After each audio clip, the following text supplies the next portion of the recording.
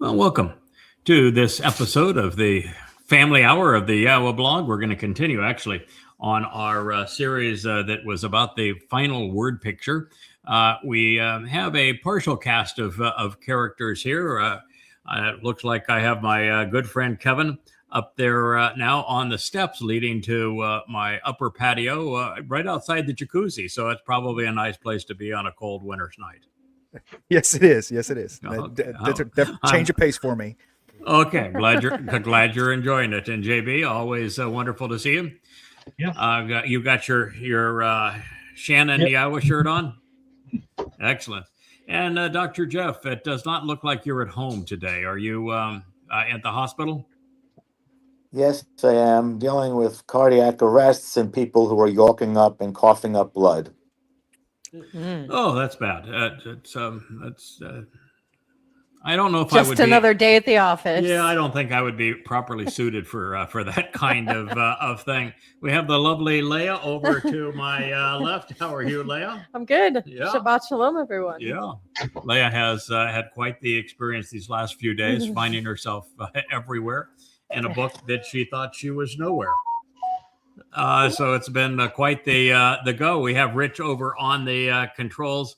I'm assuming that our good friend Captain Kirk is under the weather tonight, or somehow He'll be in later. All right, he is gonna sneak in later. Okay, good. He's for those who don't know, he's going through radiation therapy for prostate cancer, and has 5 treatments a week, and it is absolutely no fun. So it's wearing him out. That is for darn sure. So we wish him all the best and hope that he can join us.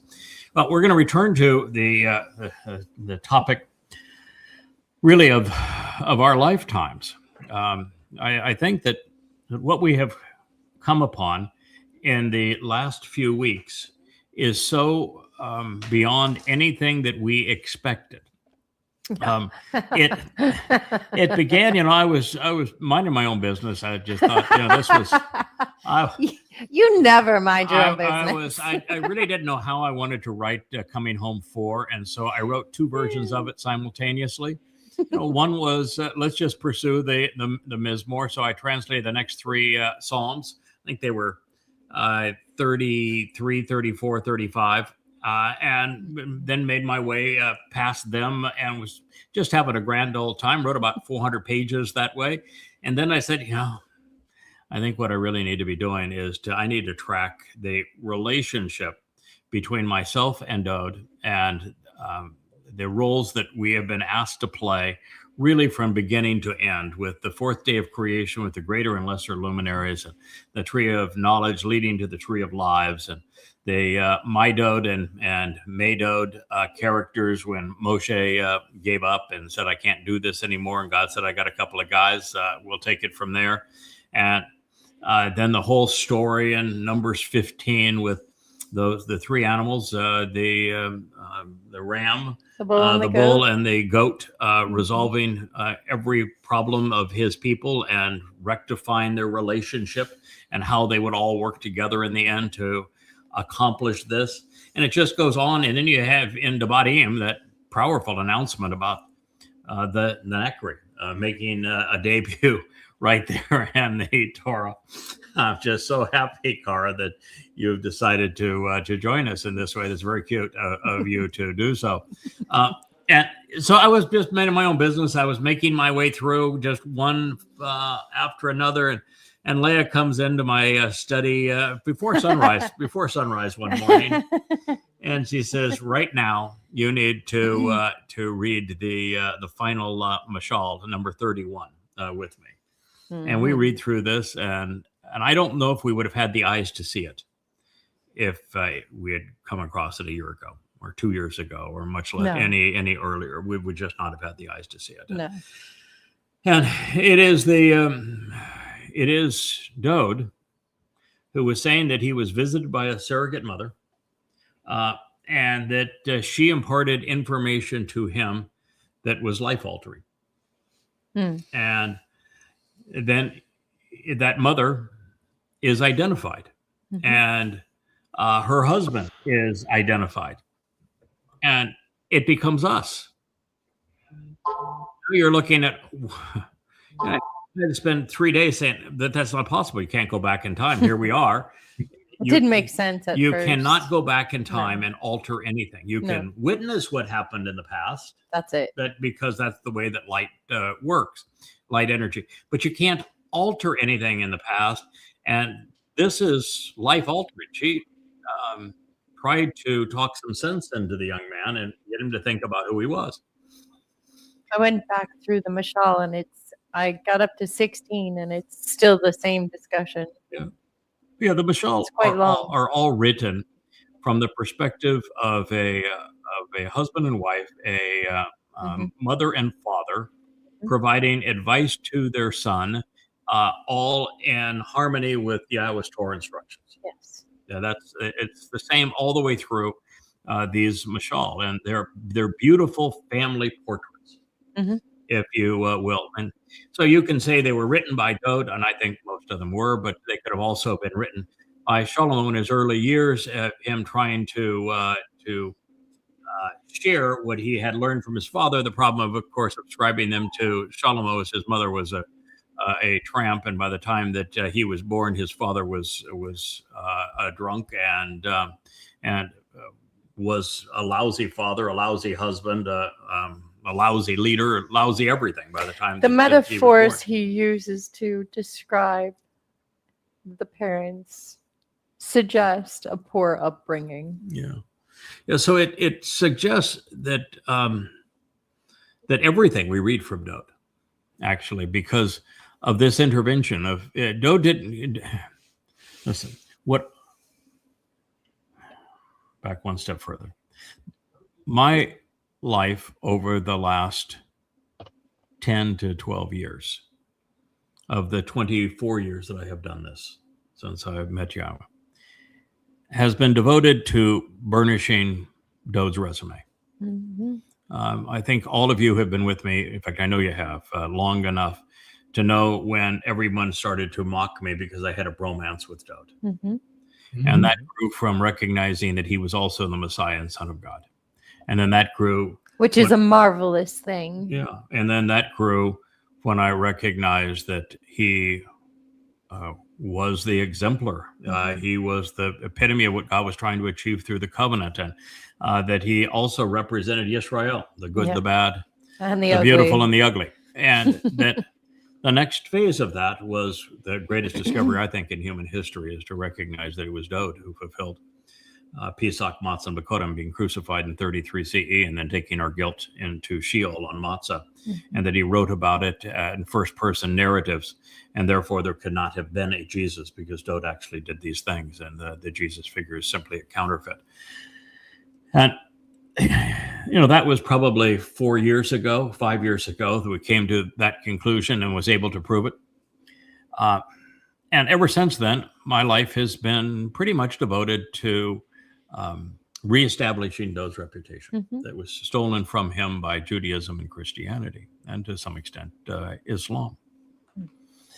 But there was always this nagging heartache. We love and respect our king because he fulfilled the single most difficult challenge in human history. I mean, allowing the Romans, volunteering to let the Romans crucify you, and then having your soul go into hell, Sheol, to carry our guilt away on his own. That's the greatest act of courage in human history. And we're here because he did that. If he hadn't done that, we wouldn't even be here. And so we have been devoted, but those who are the least bit scholarly on this, all rabbis and many Christian advocates, will push back on the idea that Dode could have been the Messiah who is also our Savior because of what Dode did to Uriah, the light of Yah, when stealing his wife. And they will, in fact, we've had them post on our site. You cannot be right because the Passover lamb has to be perfect. And Dode did the following, David did the following, to Uriah's wife, and then had him killed. And yeah, that absolutely happens. And they'll say the Passover lamb has to be perfect. Yeah, well, Moshe killed a man. Yeah. So yeah, well, he did. Yeah, that's Okay. right. But they don't relate. And so you have two issues here. The first is we have never addressed what Dode did. You know, we've been all through 2 Samuel, but never 11 and 12 that addressed what Dode did. And finally, after this review in Isaiah 54, which is where we are now, I went there, and it was the most painful thing I think I've ever done, translating what he did and how he went about it. And there is no way that Dode just woke up late one afternoon after snoozing one off from being drunk on wine, and got up and staggered to the roof and said, "I think I want that one," and all those things just naturally play off from there. He had been working up to this for some time.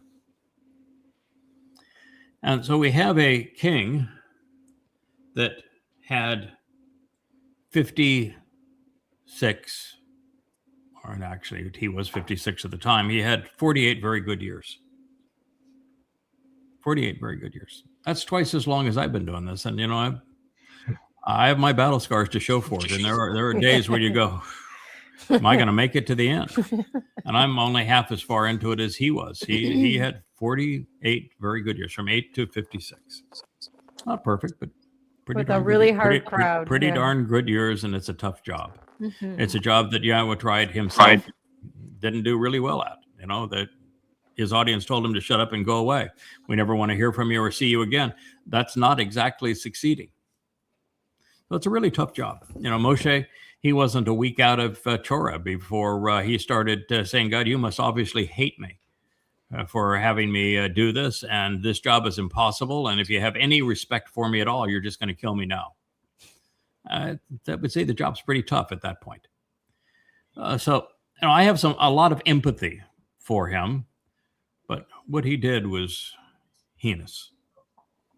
And it gets worse with his apology in the 51st Psalm, which is what I'm translating now. It's the most horrific thing I have encountered in all the time we have done this. And it's horrific, not because, I've seen much worse things in the Christian New Testament, much worse things in the Quran.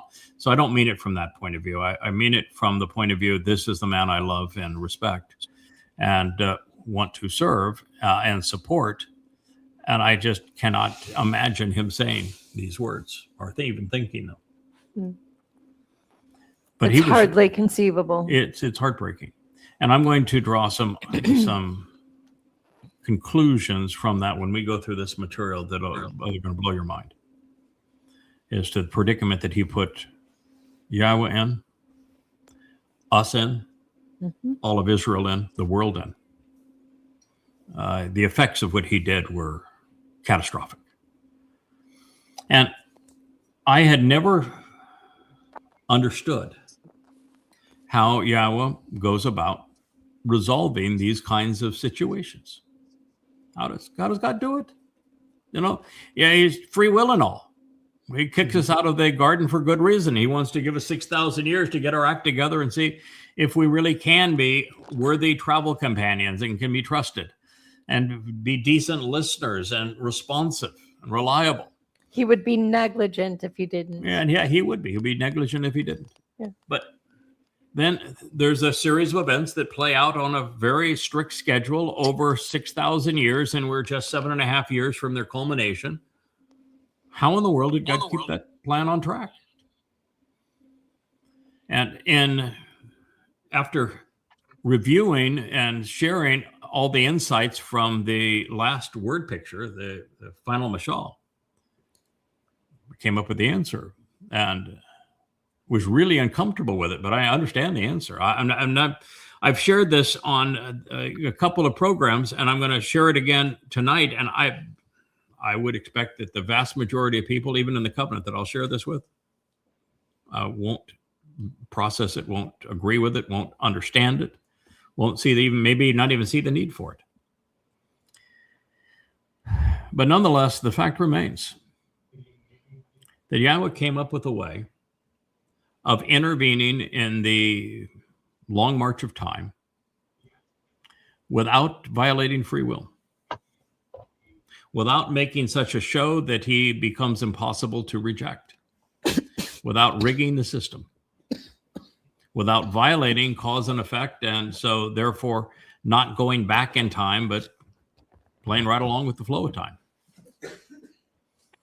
And there are at least two individuals, a man and a woman, that he used in this way. And they're all over the place. I'm just stunned that we missed them all of this time. But the way that God solved the dilemma with the son is that he could not talk directly to him. You know, when he rebukes him, God's not talking to him. In fact, God is talking to him even before this incident. That's why Nathan is there. Right. So God's not even talking to him. And there's no indication that they started talking again anytime soon. So God had to have a way to intervene, and he had to stay consistent with who he is. And every time God's intervened, how does he do it? Through people. Through people. With people. That is the correct answer. Through people. And he made a commitment. It's not just that is his standard operating procedure. He made a commitment. He told the Israelites, what you are requesting, that I speak through people as opposed to directly to you, is the right choice. That is a more successful approach. And so God intervened in the timeline, the right place, with the right people, in the right way, through individuals. And these are not people who were just happened to be born at the right time that kind of waltzed into the scene. Nope. He didn't do it that way. Like, for example, that woman who protected Moshe so that he ended up not killed, as that would have been the plan for all males at that time in Egypt, but was instead brought into Pharaoh's household. That was an Amma. And when Dode became so reprehensible that God couldn't talk to him anymore, God was in a really difficult position, because if he does not address this, then Dode is never going to face reality. He's never going to return. He's never going to get any better. And if he does disclose it, he's going to open the door wide open for Christianity and for Islam and for Judaism, because, you know, here's the best that God has to offer, and he's horrible. Justifies replacing him. So God can't talk to him directly. Not going to do it. Nathan is too respectful. Every time that Nathan talks to him, he's really pretty soft-spoken. He will say what God says, but he's even guarded in doing so. And so that wasn't the answer. That was not getting Dode's attention. So we find out that Dode had no respect for women. Literally none. He looked at them as sexual objects to be conquered and nothing more. So Yahweh began to soften him up a bit by sending a woman who was brighter than she was beautiful, who was the first woman that would talk to him in a way that got his attention. A woman that was so unlike any woman he had ever met that he called her the greatest woman who ever lived. And he thanks Yahweh profusely for sending this productive woman, this productive mother to him. And over again in his Psalms says, she's the one that released me from this terrible plight that I had put myself in. But she doesn't work alone. Every time that, even throughout the mashal, every time that she engages to do something, she sets it up very sweet, very loving, beautiful language, uplifting, thoughtful. but she is not the hammer. And at this point, when you read, when I share what Doe did, and then I share how he responded in Psalm 51, you'll understand why he needed a hammer. And somebody had to go and talk to him who loved him in spite of what he had become, because they knew what he would become. And that is the magic of all of this that the religious do not understand. And it is one of the most amazing things that I will share with you. So after telling you, and I'm gonna go through the example here again. I did it in the previous program, but I'll do it again, of Enoch, and how Enoch set the model for this, of going in and out of the timeline at Yahweh's beck and call. But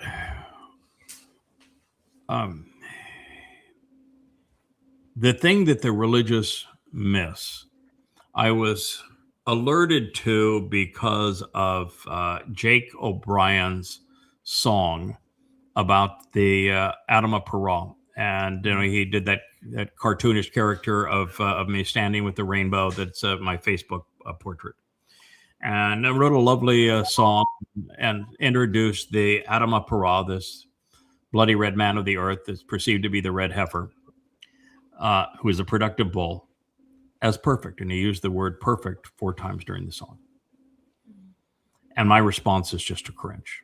First of all, I love the song, and I'm glad he did it, because if he hadn't done it, I wouldn't have done the study. So I'm really glad he did it. And perfect is from the Hebrew word tamim. Mm-hmm. The root of tamim is tamam. However, tamim does not mean perfect. It doesn't mean flawless. It doesn't mean unblemished.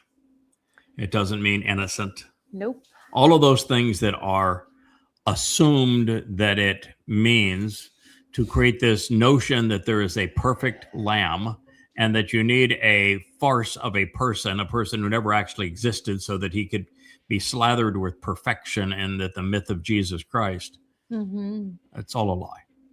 Fantasy. Not only aren't there perfect lambs, Nope.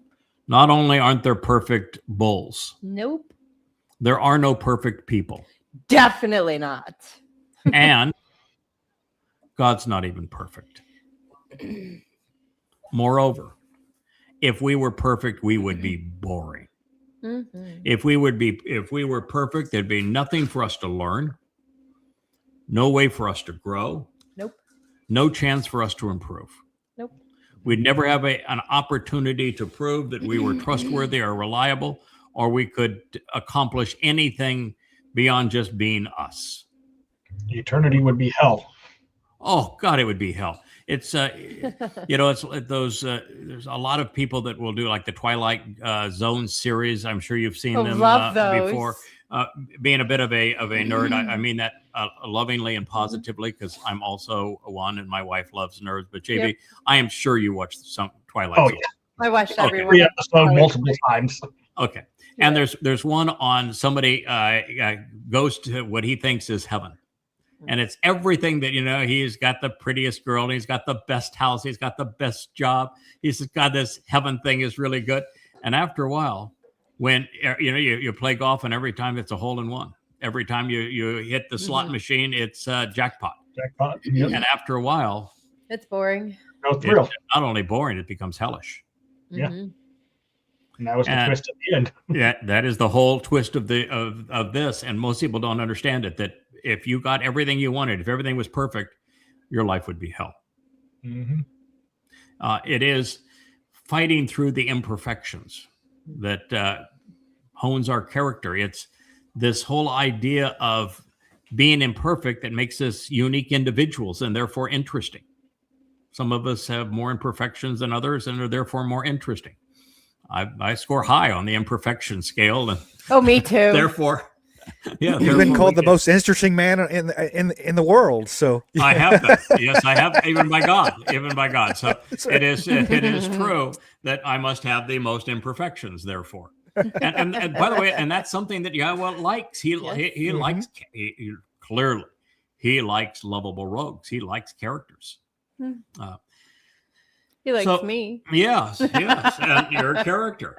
An So- acquired taste. You are indeed, and I've acquired it. So what I learned, and it should have been obvious all along, that tamam, the actionable root of tamim, doesn't say anything about perfect. Nope. Doesn't say anything about flawless. Nope. It says that somebody completes the job. They finish what they set out to accomplish. They meet the goal.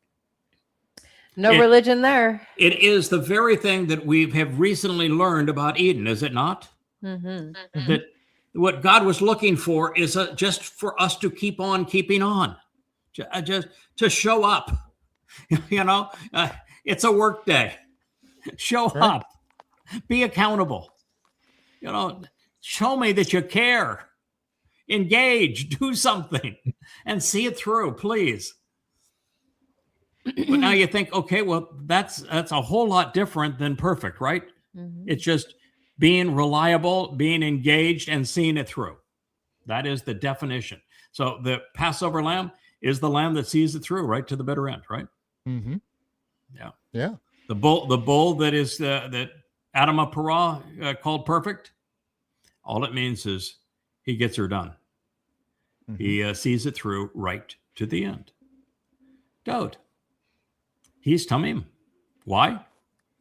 Because once we got him back rectified in his relationship with Yahweh, he manned up. True. He gabored. He saw it through right to the very end and got it done.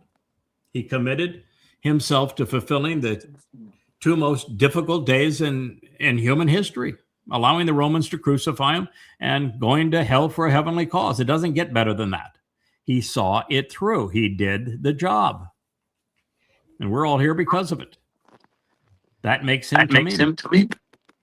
Yep. And so that the religious just don't get it because they don't understand the terminology. And it's only after, I think, a better part of a lifetime. I don't know if 24 years is a lifetime, but it's a good chunk of one's life, that you're in a position where you're finally willing to challenge everything that you have been led to believe. And how many times I've looked up tamim and it says perfect, and you go, well, the Torah is entirely perfect. No, that's not what it says. It's complete. It says that the Torah is entirely complete, doing the job that it was entitled to accomplish. Mm. It'll take care of everything that needs to be done right to the very end. That's what it says. It authorizes who it authorizes, and it says what it says. Mhm. And the funny thing is that when we've opened up our hearts and minds to those, Mhm. it's inevitably, he is human. It is only the religious who have made it perfect. There is no, if you've ever raised lambs or any kind of animal, there is no such thing as perfect. There's a beautiful animal, but there's no perfect. But let's keep in mind that Dode is the exemplar for Yisrael. Mm-hmm. Wasn't edging up next to perfect. Not even close. No. Not even close. Yeah, he was pretty extraordinary for 48 years, and then he was a bum. Kind of like Yisrael. Well, except for the fact I don't think Israel could. We didn't even last that long. Could count 4 years where No. they were Probably not. where they were exceptional, much less 48. So then you get to the end of all of this, and you realize that we're going to continue after we have finished confronting exactly what the words say. I'm going to, Leia's told me about 10 times today, be careful with this, because I am really going after it. What I'm doing is I'm writing the exact response that I know I told him based upon what he said 3,000 years ago. That's what I know exactly what I told him. I'm not going to be any different then than I am now. And you say, wait a minute, he's our king. No, yes, he's our son. When Yahweh says, in the 89th Mizmor, Yahweh says, I'm never going to take my eyes off of him. I'm going to keep close watch over him forevermore. How does God work? Through people. Guess who drew that straw? Give that straw. Watch him. I don't remember entering that lottery. There you go. We're voluntold. That is our job forevermore. It has been our job. You better put a really good team together. No, it's that job is not a team job. It is just the two of us. The team has a world to run. Has a marvelous group of people to teach and a world to run.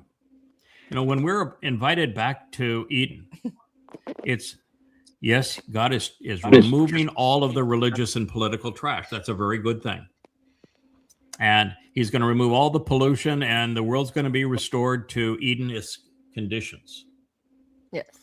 But there's going to be sanitation. There's going to be roads. Right. Mm-hmm. There's going to be houses. Leah's making the wardrobe. We know that there's going to be fabric. There's going to be power plants. There's going to be farms producing food. I need a yacht. Yeah.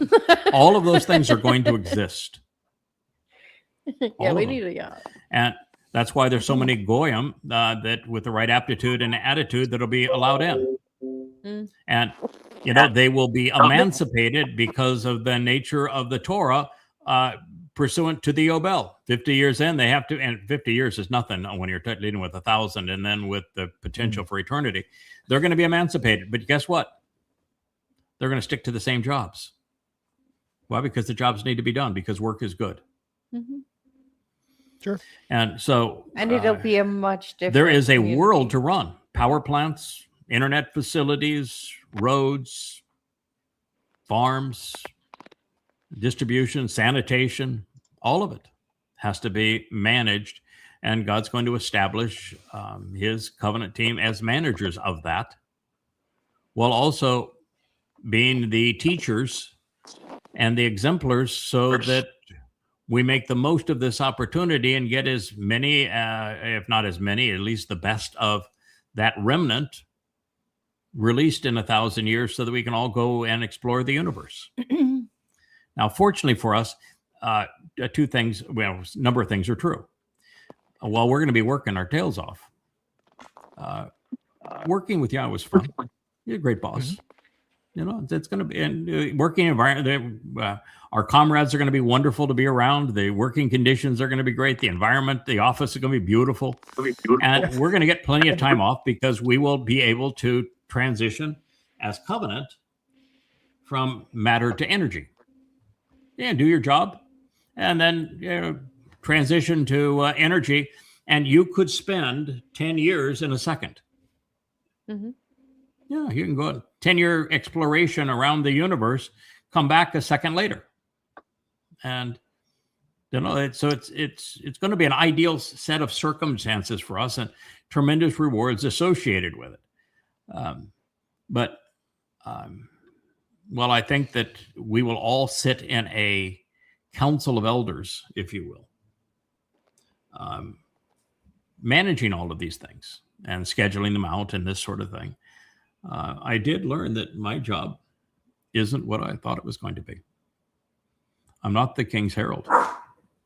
I'm the king's conscience. So It's a whole different responsibility. And Leah's his mother. And that's going to be the condition for a very long time. And, what a headache. Oh, my. Well, no, it's He's not really really, like, he likes to chase girls. He's, oh, my God. Well, yeah, with that part. Yeah, because you see, I won't see any problem. I won't see any problem with that. But you're going to have to, have him have some respect for women because he has none. None at all. Yeah, none at all. So it's an interesting realization, and And it's not starting 7.5 years from now. It goes back at least 3,000 years ago. Mm-hmm. So how does God do that? Yeah, really. All right. So the big challenge again is getting past our Time. human perceptions and our religious perceptions. And that is that from a religious point of view, you want to be bodily resurrected, and you want to be on the comfy couches, eating bonbons and singing hymns and all that kind of stuff. And you don't want to be down there in hell where your body is being scorched, right? But yeah, that's what's promoted in Christianity, promoted in Islam, promoted throughout the society. But that's not realistic. There are no bodies in hell. There are no bodies in Shamayim in heaven either. Our bodies are a tremendous liability. This universe is unexplorable. There's no reason to enhance the remaining remnant of Yisrael or the Goyim who enter the millennial celebration of Sukkah if we're going to stay in physical bodies. You can't do anything. You can't leave the planet. Even our astronauts that fly around on the International Space Station, they come back emaciated. Their hearts shrink, their muscles atrophy, their bones disintegrate, and that's still inside of some semblance of Earth's protection. But we don't do well outside of Earth's gravity. We're just not. Even if they're exercising 4 hours a day, 6 months, and you bring back half a man or half a woman. After a year's time, there's no recovery for many of these people. They barely can walk again, and their hearts are so atrophied that they never recover. We can't leave this planet. So long as we have physical bodies, we aren't going anywhere. The distances are too great, and the environment is way too toxic. So the only advantage for us is to get out of these bodies and to do what God is saying, and to be transformed by approaching that feminine manifestation of the fiery light during the Moed Mikre, where physical organic material that is decaying is transformed into radiant energy and light. That's going to be the conveyor of our souls. And then we can soar. We can go to every galaxy in this universe. We can be unlimited in time. We can enter Shamayim. We can be infinitely more brilliant and capable and emancipated and empowered and enriched than we are now. I'll tell you why I'm in it. I'm in it to get off this swamp that humans have created that are not even fit for a worm anymore. Well, I wouldn't go there. I mean, I would be totally the opposite of that. This is a beautiful planet. It was, yes, No, it is no. a beautiful planet. This is a beautiful planet. Mhm. It's a beautiful planet. And God has given us a great gift with this planet. Yes, he has. And we will return to this planet routinely. And it's the things that we have polluted are going to be restored. So it's a beautiful place, and this is our home, and it will, even throughout all time, this will remain our home, and Jerusalem as the capital of our home. And it's going to be the place where we're going to reunite multiple times every year. So this is a The beautiful swamp place. I'm referring to is religion and Yeah, politics. no, but that's gone. You can't get away from that because it's just gone. It's eliminated. So once you have an appreciation for the fact that those of us here in this program, we have two things of enormous value. That's a nefesh, the carrier of our personality and our attitudes. Our very life is in our nefesh. The science hasn't a clue No. what a soul is. No. Not a clue. Philosophers didn't either. They cannot measure it. They can't test it. They can't quantify it. They can't replicate it. They say, we understand how life was created, and given enough time, life will spontaneously. No. They literally so have far-fetched. they have no concept No. as to what a soul is, a nefesh soul, consciousness, animal consciousness. Not even a clue. No. And have no capacity to even determine what it is. But God created them. They exist. Obviously, they exist, and they have value. And so as the only thing humans, science has really proven about this consciousness is that it doesn't have anything to do with our brains. It exists completely separate from the physical brain. yes, That's the only thing they really know. yeah, That's really just something they don't know. yeah, yeah. I would say they know a couple of things. One is that it is separate from our physical bodies. It is distinct from our physical bodies, but its absence from our physical bodies causes our physical bodies to instantly die. Mm-hmm.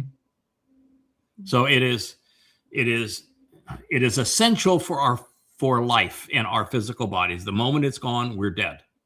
And by the same token, it is not part of our physical bodies. It has no mass, and we cannot calibrate the energy. And yet it is. And it is the single most important aspect of us. It's called a nephesh in Hebrew. And the other part that is unique to every covenant member is an asoma. Yeah. And I say every covenant member because I'm convinced that even if the majority of people have one today, it is so atrophied that it is useless. The Nesama is what made Adam unique in the garden in Chawa as well. It is the ability to be judgmental, to be discriminatory, to be perceptive, to distinguish between right and wrong. That is the essence of a Nesama. It's how we think differently than other animals so that we can be moral, we can be just, we can be fair. We can distinguish what is worthy of love and what is worthy of hate, and how to go about treating both of those foes. Are not necessarily foes, sometimes adversary or allies. So this made us unique. Now, these two things can be extinguished or made eternal. Eternal in Yahweh's presence, or eternal in a black hole equivalent to Sheol, where time exists eternally, but there are no other dimensions. And so a black hole is essentially the prison that is known as hell. No tortures, no fires, no little devils running around. It's just an eternal carceration in a place where it's one-dimensional, time only.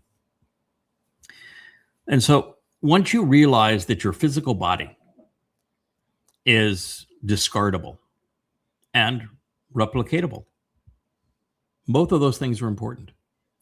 The DNA code that created each of our bodies is very specific. It's a 3-dimensional alphabet, and there are no two alike.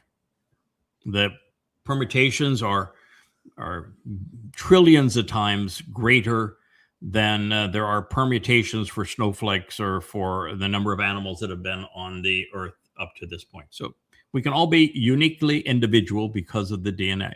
Yes. And that DNA has a record. God kept the record Absolutely. of it. And if he wants to replicate our body for any purpose, it's exceedingly easy for him to do so. Are you kidding? The Chinese can do it. Yeah, God can do it, of course. They're almost as good as the Chinese. There, God is. There you have it. The Chinese can do it. Directly from the Amma. God's qualified as the Chinese. I'm really glad to hear that. I dealt with enough Chinese-based products that I would much rather have Yahweh rebuild my body than the Chinese. I'm gonna go with you. Absolutely. Go with you. Differ. So, Yahweh will actually give us instructions. Right now, when Dode returned in a second of 3 lives, Yahweh dialed up his DNA and say, "Oh, here you go. I'm going to put your soul in a replica body, and that body's going to be destroyed. So what? I'll make another. Make Not another. a problem. When you come back, I'll make another. If you want to be taller, fine. If you want to be, there's so many combinations. Sturdier, that's fine too. Whatever you want to be. It's well, it works. Here's how you manipulate the code. It works within the haplogroup. Yes. Yeah.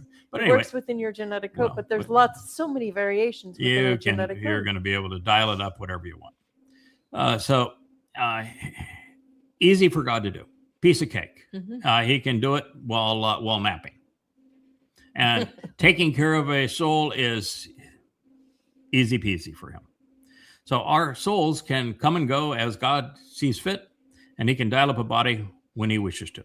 Now he has to be a little bit careful because, it's he does not insert souls into bodies and then withdraw them unless there's something really extraordinary going around, because for the most part, 99.9999999% of people it's just the ordinary flow of the progression of life and death. Well, with free will, you have to allow for a certain amount of chaos. Yeah. So of course, But to keep it on track, to keep the timeline flowing in the direction that it must, it has to have guardrails. and it's the way that God goes about resolving these crucial pinch points.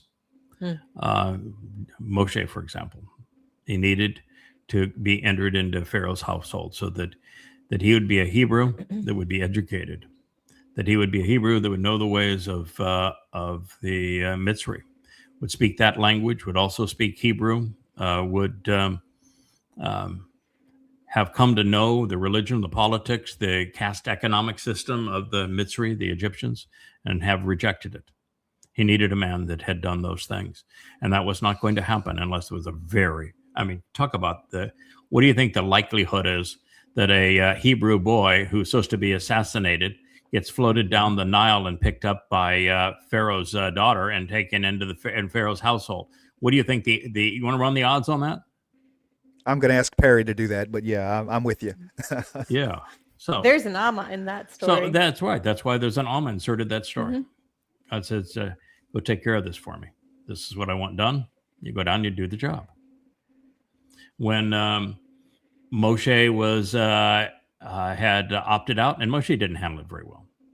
And Moshe didn't just say, "Hey, God, it's a really tough job. I'm obviously inadequate for it, and I really don't want to do it anymore." That would have been bad, but not terrible. No, he says, "God, you must really hate me to put me in this situation. What did I do to you that would cause you to despise me to this degree that you would subject me to this? If I'm wrong and you do have any degree of compassion for me, any regard for me, you're just going to kill me." That probably is not the best approach. I think it says more about the children of Israel than it does. does about Moshe. Well, it does. It does. It doesn't exonerate Moshe. No, it certainly doesn't. But it says a lot more about them. Yeah, it does, but it's still when he had that meltdown. Yeah, God is so different than he is perceived religiously. Yes. He didn't pat old Moshe on the back and say, "Come here, come on, kid. Come on, kid. Isn't that bad? I love you. I want to support you. We're going to get this done. You're going to see they're really not that bad. No. Come on. If you only love enough, we can, enough love. No. Right. To get this. No. Turn the other cheek. Turn the other cheek. Judge not, lest you be judged. Yes. May the one without sin cast the first stone. Oh, good. Yah says, I got a pile of rocks out here for you guys. Come on. Yeah. Yeah. Okay. Yeah. No, yeah. He said, I would give you the pile of rocks, but I scorched them. Right. I thought the same thing of them. You don't want to walk outside the camp right now. It's a little hot out there. Yeah. Hot rock. Oh, Barr wants to join he your didn't. podcast. He only did two things. The first, right. I've given you my spirit. I'm going to now divide that spirit 70-fold. Mm-hmm. And I'm going to give that spirit to 70 elders of your pick out here, and they're going to serve as buffers for you. Now, they didn't accomplish anything. There isn't a single hint of anything any one of them said or did that had any value, and there's not even a hint of Moshe ever relying on one of them, is there? Mm-hmm. No. So it was just God said, okay, we'll put a Band-Aid on it and make you feel better. But then what God did is he inserted, I got a couple of guys. Mm-hmm. Mm-hmm. And these two guys he inserted, one was called Eldod. Eldod. And Now, what do you think Eldod means? Yeah, I was beloved. God, God's beloved, right? Yeah. Yeah. I always say, I was beloved too, because I go right from El to Yah, but it's Mhm. Eldod. It means God's beloved. And my Dod means that this is the person that is associated with that other guy. So my other beloved, Right. if you The other if you one. will. The other guy. Yeah, it's my other beloved. It's the other guy. He's that lesser The luminary. other guy. That's the other guy. The other Yeah. one. Well, you have a Yehud and then you have a Goy. So yeah, Yeah, one we have gets that, to we have the other guy. Yeah, that's exactly right. Yeah, we got the Yehud, and then we got the other guy that saves the Yehud. Because the Yehud, well, he was a Yehud, and therefore he needed a Goy to save him. So it's quite a story. So he inserts him, and when Dode fell as far as he did in all of this, God double teamed him, and it took the double team, and he inserted Yada, and then he inserted Leah. Actually, not probably in that order. The other order, somebody had to get Dode sobered up. That was the first order of business. Sobered up. The second is you need to start respecting women. Because if you can't respect women, if you don't have any respect for a mother, when 51st Psalm, he says that, it's not my fault. I was born like this because my mother was an animal in heat. Doesn't say much for his mother, right? So, yeah. And in fact, when God chastises him, he says, it's because, you're morally superior and everything. But, you saw what I did this thing. What are you going to do about it? And he was really flippant with God. And so somebody had to get that boy's attention and sober him up and help him see, this is really a bad idea. And then His entire perspective was. then God sent in the other guy. Yeah. And he was tough on him. But a couple things that came out of all that discussion is that one of the things I have learned is that I was wrong about two things. I'm sure I'm wrong about more than two things, but that's part of the process, is being wrong and learning that you were wrong and correcting the record and growing from it, and having it become a learning experience. Best thing you could possibly do. That makes you interesting. It makes you reliable. It says that you can be trusted and you're doing your job. One is that I have said that I thought that Dode wrote his best Mizmor and most of his Mizmor early in his life when his mind was fresh and before he fatigued under all the pressure. I don't think that's the case. I think he wrote most of them after this intervention. Yep.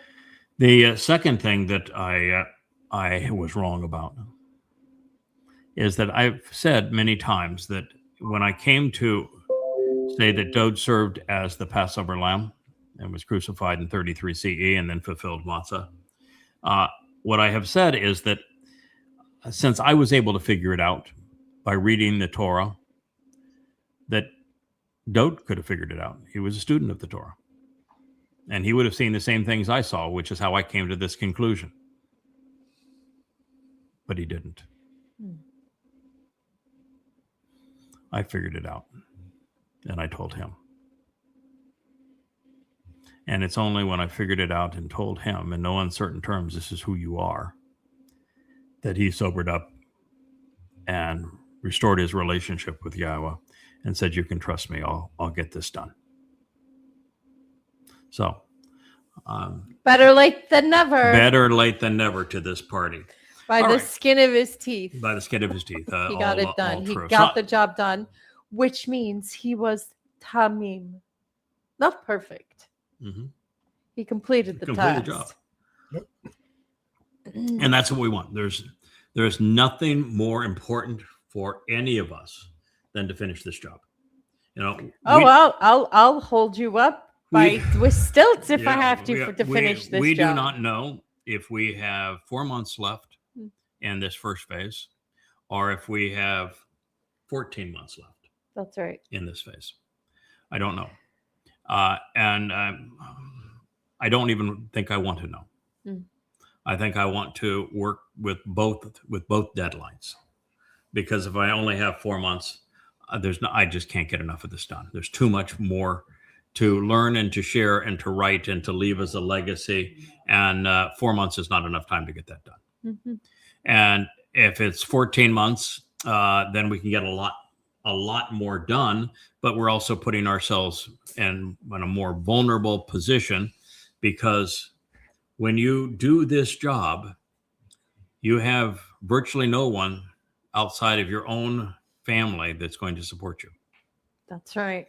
because you're opposed to everything that is popular. You're Mhm. opposed to Christianity, Islam, working with God's people, Judaism, Secularism, all politics, all of them, Marxists, MAGAs. conspiracy, You're opposed to conspiratorialists, which are a huge percentage of people. academics. You're opposed to racists and to anti-Semites, which is the majority of people today. Any organization over 3 people.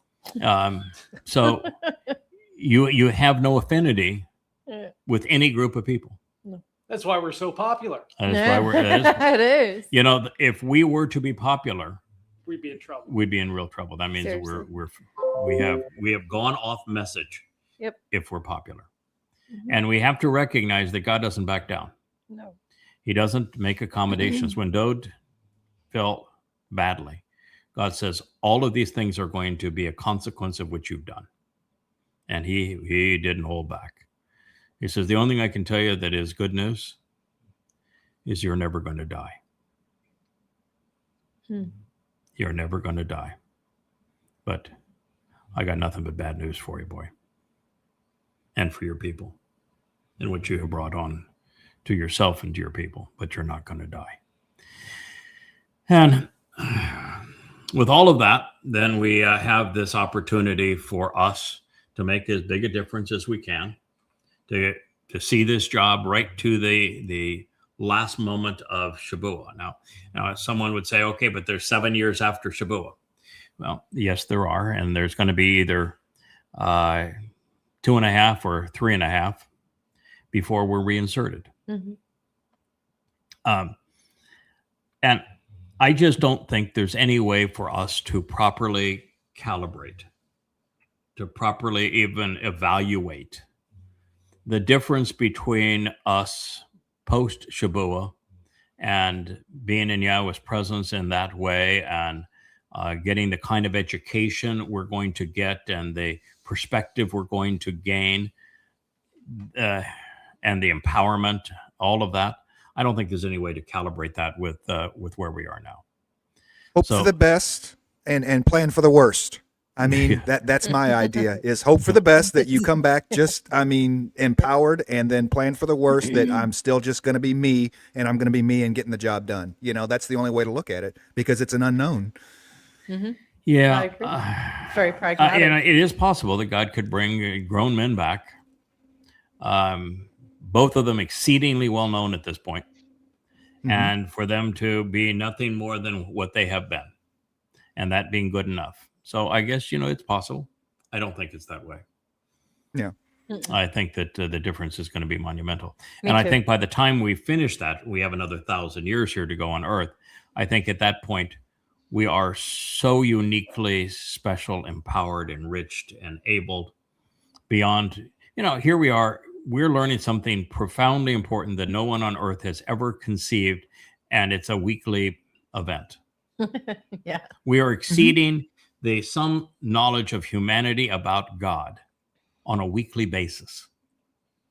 And it's nothing compared to where we're going to be. Hmm. We'll be laughing at the Yeah. snail's pace Yeah, that exactly. we have been. But I can really appreciate God saying, I want you to change from spending all your time writing and correcting these books to speaking, being the living embodiment of these books. Do a vlog. Because if we were doing what we had done previously, we would never get out of correcting the books. Right.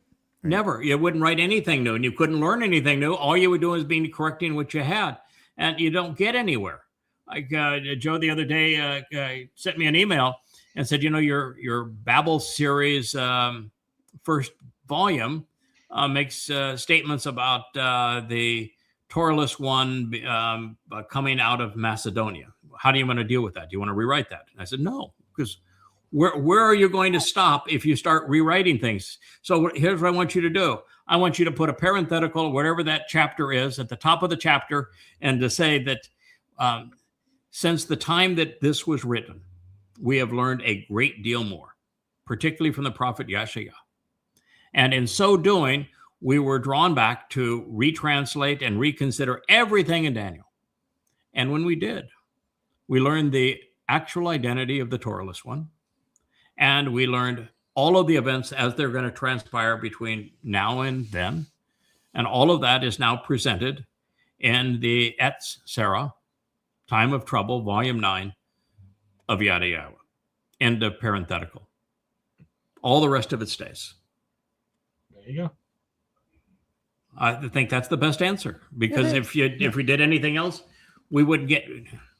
There's not enough time to do what we need to do now, much less take two years out to rewrite all the books. That's true. So I think in that period, the 3.5 year period, you're going to get a big major lesson from Yahweh, because you're going to have time when Yada and Elia are up on the temple or the out, teaching. You ain't going to have time to be doing translations, and you're going to be speaking all day, every day, I think.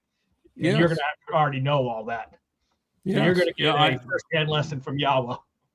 Yeah, I mean, my hope is and expectation is we show up and, after you have a big hug and a grand appreciation and a big sigh of relief and you say, okay, how did we do?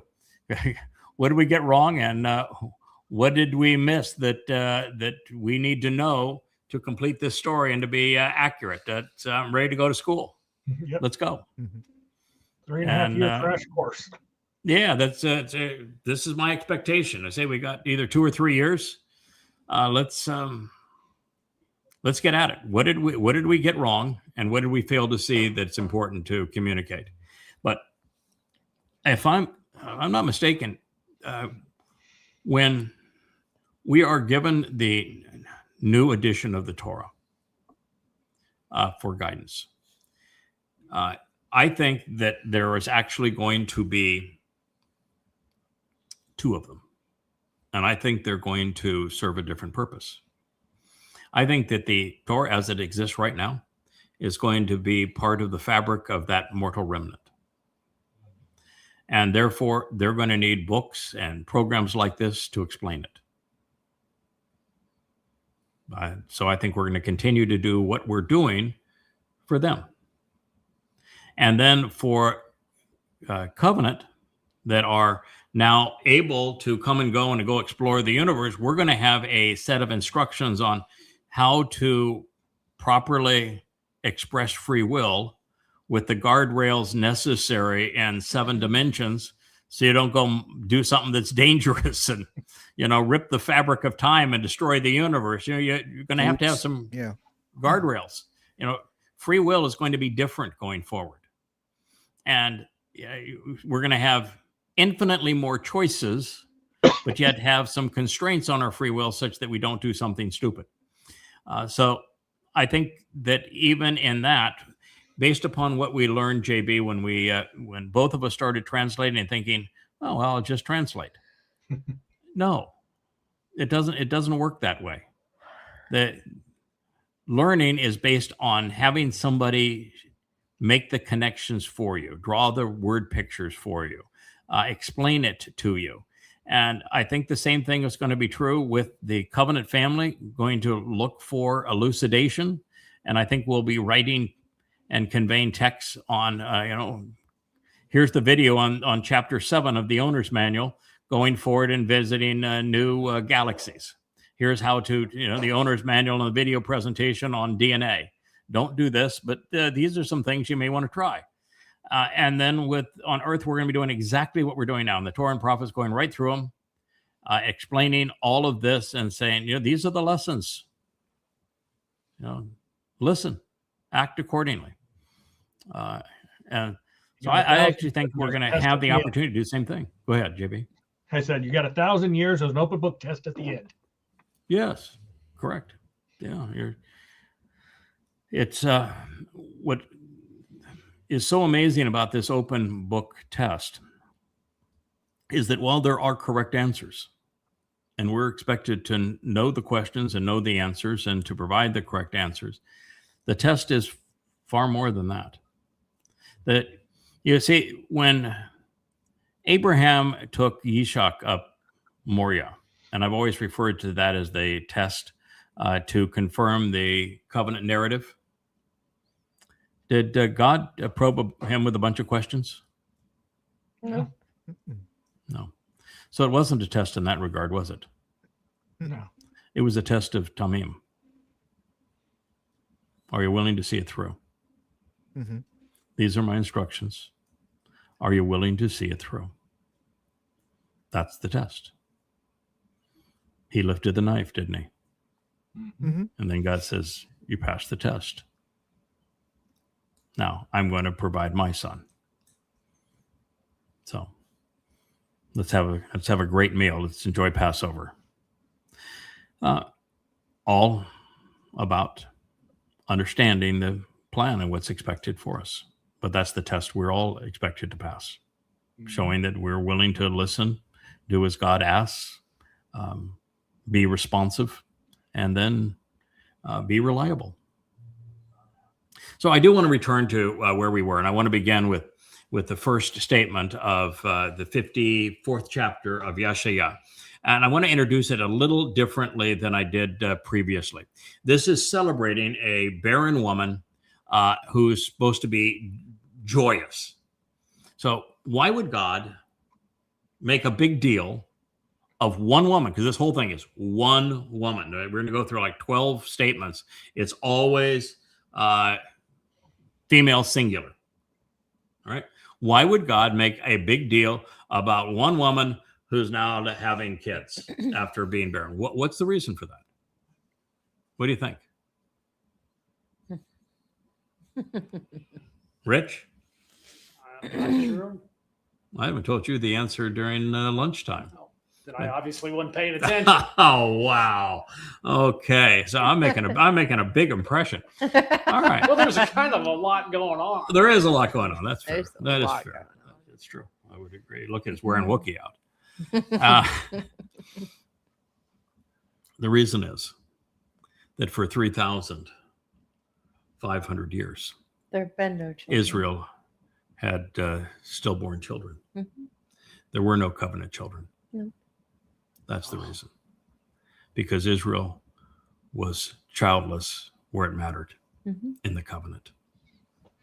And so the reason this is a celebration is there is now a woman and her husband that are conceiving the covenant family. And that's the celebration at long last. So you, of all women, should sing for joy as a ringing endorsement. Ringing endorsement of what? Yahweh. Of the woman? No. Of Yahweh and of the plan and the covenant Birth, and on mhm. all Everything. of this. Dude, all of it. Yeah. So you should, of all women, should choose to sing a ringing endorsement. Mhm. Oh, barren and infertile woman who has not yet given birth.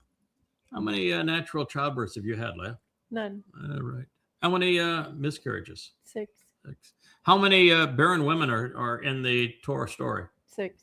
6, huh? And everyone had their the problem of being barren, infertile resolved, right? Except one. Yeah. Mikhail. Oh. She did not have hers resolved. She would be the 7th, I guess. Yeah. She did not barren have hers woman. resolved. Yeah, we don't even want to go there because yeah, she absolutely was. She didn't respect her king She was not resolved. or husband. All right. So, oh, barren and infertile woman who has not yet given birth. But this is interesting. Hmm. But 3,000 years ago, you had a son. I don't recall. Yeah, but 3,000 years ago, you did have a son. It's just that you didn't give birth to him because his mother, according to Dode, was the reason he turned out bad in the end was because his mother was bad. So what he's saying that badness is, in the 51st Inherent.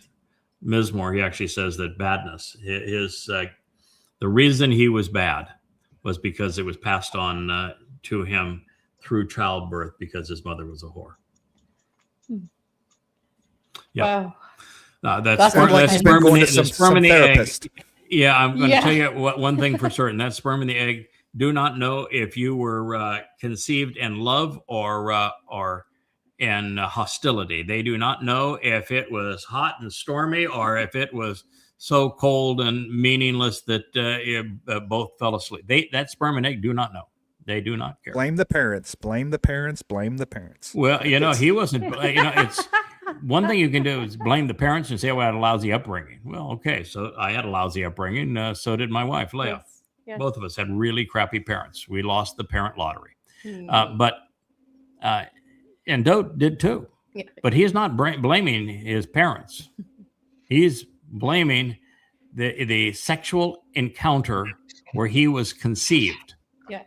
He says that is what made me bad, and it was a mistake. I shouldn't even be here. That's what he said. Probably not the best answer you could give God. Whew. Just saying here. And she who has not yet borne a child, you will become genuinely and ever more serene, birth and happiness. So we know, Leah, that you're going to get through this period ecstatic and delighted, it says. And the way she is snickering over there is because Leah is an introvert. She likes to be behind the scenes. Yeah. And to be thrust into the forefront as was Amma Not my thing. is not her thing. Very uncomfortable. And so she's doing everything she can to learn everything that's ever said about this creature and what she's supposed to do so that she sees it through. But it is a really uncomfortable position to be in. And I just keep on reminding you, says, welcome to my world. Yep. This is where I have been the last 24 and a half years. It's, It's a hot seat. now you know exactly what it's like. Yep. And you'll learn more about what it's like. And one of the things that you have to learn, and this is going to be very difficult initially, is that you are exposed to something and you immediately want to share it, but you're not really prepared to share it. You have to be methodical. You have to sometimes just take a breath back and say, I'm going to wrestle this one all the way down. And I'm not going to report the totality of what I'm learning until I've made it all the way through. And I have verified the text and I have correlated other things with it. And I have put together the plan, or at least that I've thought enough about all of these issues up to this point, such that I know how this piece fits into that picture. And, I've been doing this now for 24 years. And now finally, as the Etzah Dayath, each new piece, I can say, oh, that one fits right there. Missing that piece. Now I got it. So she will want to shout at the top of her lungs. I've heard that before. With her appearance beaming. Well, sometimes when she's shouting at the top of her lungs, her appearance is not beaming. But nonetheless, we resolved one of her great issues today. Wookie here as an escape artist. Oh, And Wookie is very influential with Kara. and he taught her how to do it. And so the other day, our gates are not working properly, and the dogs got out, and Leia was chasing them down the street. Actually, took a tumble and hurt herself, and boy, she came in. She was shouting at the top of her lungs. But not at the time beaming. So what we've done is we have reined Wookie in. I bought, and Rich has brought up to speed, a Phi. Have you ever seen a Fee-Fi Fo-Fum? A Phi. Yep. You have one, I think. And I you do. you on a GPS, you paint your property, and it will send you a text and say Fee-Fi Fo-Fum has escaped. And then it will show you a picture of where Fee-Fi Fo-Fum has escaped too, and it shows you exactly where he's been and everything else. And then you even have a go find Fee-Fi Fo-Fum now, and it will do so. Right. So we now have a text message that when Wookie escapes, we're going to know it. Yep. And yeah, in the car saying, really? So indeed, a great and abundant will, or excuse me, indeed, great and abundant will be. I'll learn to read next week. Yeah, I'll be much better at this job when I can read. For indeed, great and abundant will be the children of the Shamim. You're a Shamim, desolate woman. Mhm. Shamim means deserted.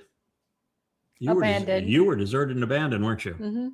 You had, in fact, you are one of the very few women. It does happen, but it's not even 1/10 of 1% No, of it's marriages very where small the husband percentage. doesn't go for a divorce. Just leaves. He just leaves, totally abandoned and deserted. You don't even know what country he's in. Not anymore. You wouldn't even know if he's alive. I tracked through like 6 or 7 countries and then I just stopped. Okay, well, 6 and 7 countries, that's a lot. It is. So you are actually a deserted and abandoned woman. Mhm. But I found you in Lost and Found. Yeah. I found you in baggage claim. There's not many people that have found their wives in baggage claim, lost and found. I was not in the Lost and Found, sir. Oh, I okay. found you actually. Oh, and actually, you found Asher. Asher. Yeah. So, Asher Dasher. yeah, Asher found Ashar. For the Shamim, the desolate woman, Mhm. from the children of Baal, the husband to whom she is married. You know that Shamim was written as the call participle. So we're progressing in our Hebrew grammar. Both Shamim for abandoned and deserted woman, and Baal, husband, are not strictly nouns; they are verbal nouns, and they were written under the participle. So as the participle, they're an actionable title, is what you would say. So she's married to Baal. Mhm. Her husband is Baal. It is to Baal to whom she is married, which is a kind of a nice tie-in, not only to most of the Mashal, where this woman is married to Baal, but that it is brought up 3 times in Yes. the last word picture, and it actually tells her that her Baal is Yada.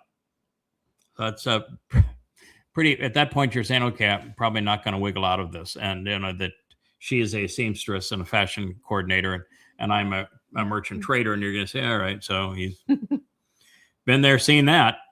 So here it is. For indeed, great and abundant will be the children of the Shamim, this deserted and abandoned woman, from the children of Baal. In other words, her children are my children. Mhm. They're our children. Whom she is married, says a guy who ought to know. Yahweh. Yahweh. So this is not a. I have a lot of respect for Yeshua. We're buds. My favorite prophet by a long shot. He wrote the book on how to properly choder, and I wouldn't doubt anything the man says, but the man ain't saying this. This is Yahweh saying Yeah. it. So Yahweh was telling us all about this woman. Now, at this point, I took a little bit of a departure, and I wanted to share the story of the woman. Who is, well, we have Kirk, who has just entered the picture. Hey, Kirk, man, he is alive. Didn't mean to interrupt. I'm sorry. I was trying to sneak through the cracks. Wow. It's been a rough week, I would imagine. It's yeah. It just every day is more fun than the last. A lot of drugs. Say yes to drugs, huh? More than gabapentin these days. Oh yes, sir. Oh, I'm bored. yes. Yeah, I bet so. You have a countdown calendar. We call it an advent calendar, but we don't do that sort of stuff. But you have a countdown calendar, and how many more of these? Yeah, I think I have 11 now. 11. Okay. Yeah. They don't kill me by that time, then I'm gonna live. 2 weeks, right? 2 weeks, but they have a holiday, so it's one more day after that. So it'll take just a little bit of time. So 11 Wow. working days Wow. somewhere. And then they're going to give Sorry to it. interrupt. Y'all doing good. No, and then they're going to have an I'm just- assessment on. I'm We love you, taking notes Kirk. and No. everything. Yeah, no, we love you, Kirk. Well, I love y'all, too. you can see we're delighted to have you here. Thank you Um, very much. Yeah. So Hey, we're Did you Oh, see how much everybody else? baby Carl loves boba tea? yeah. What? Yeah. Wow.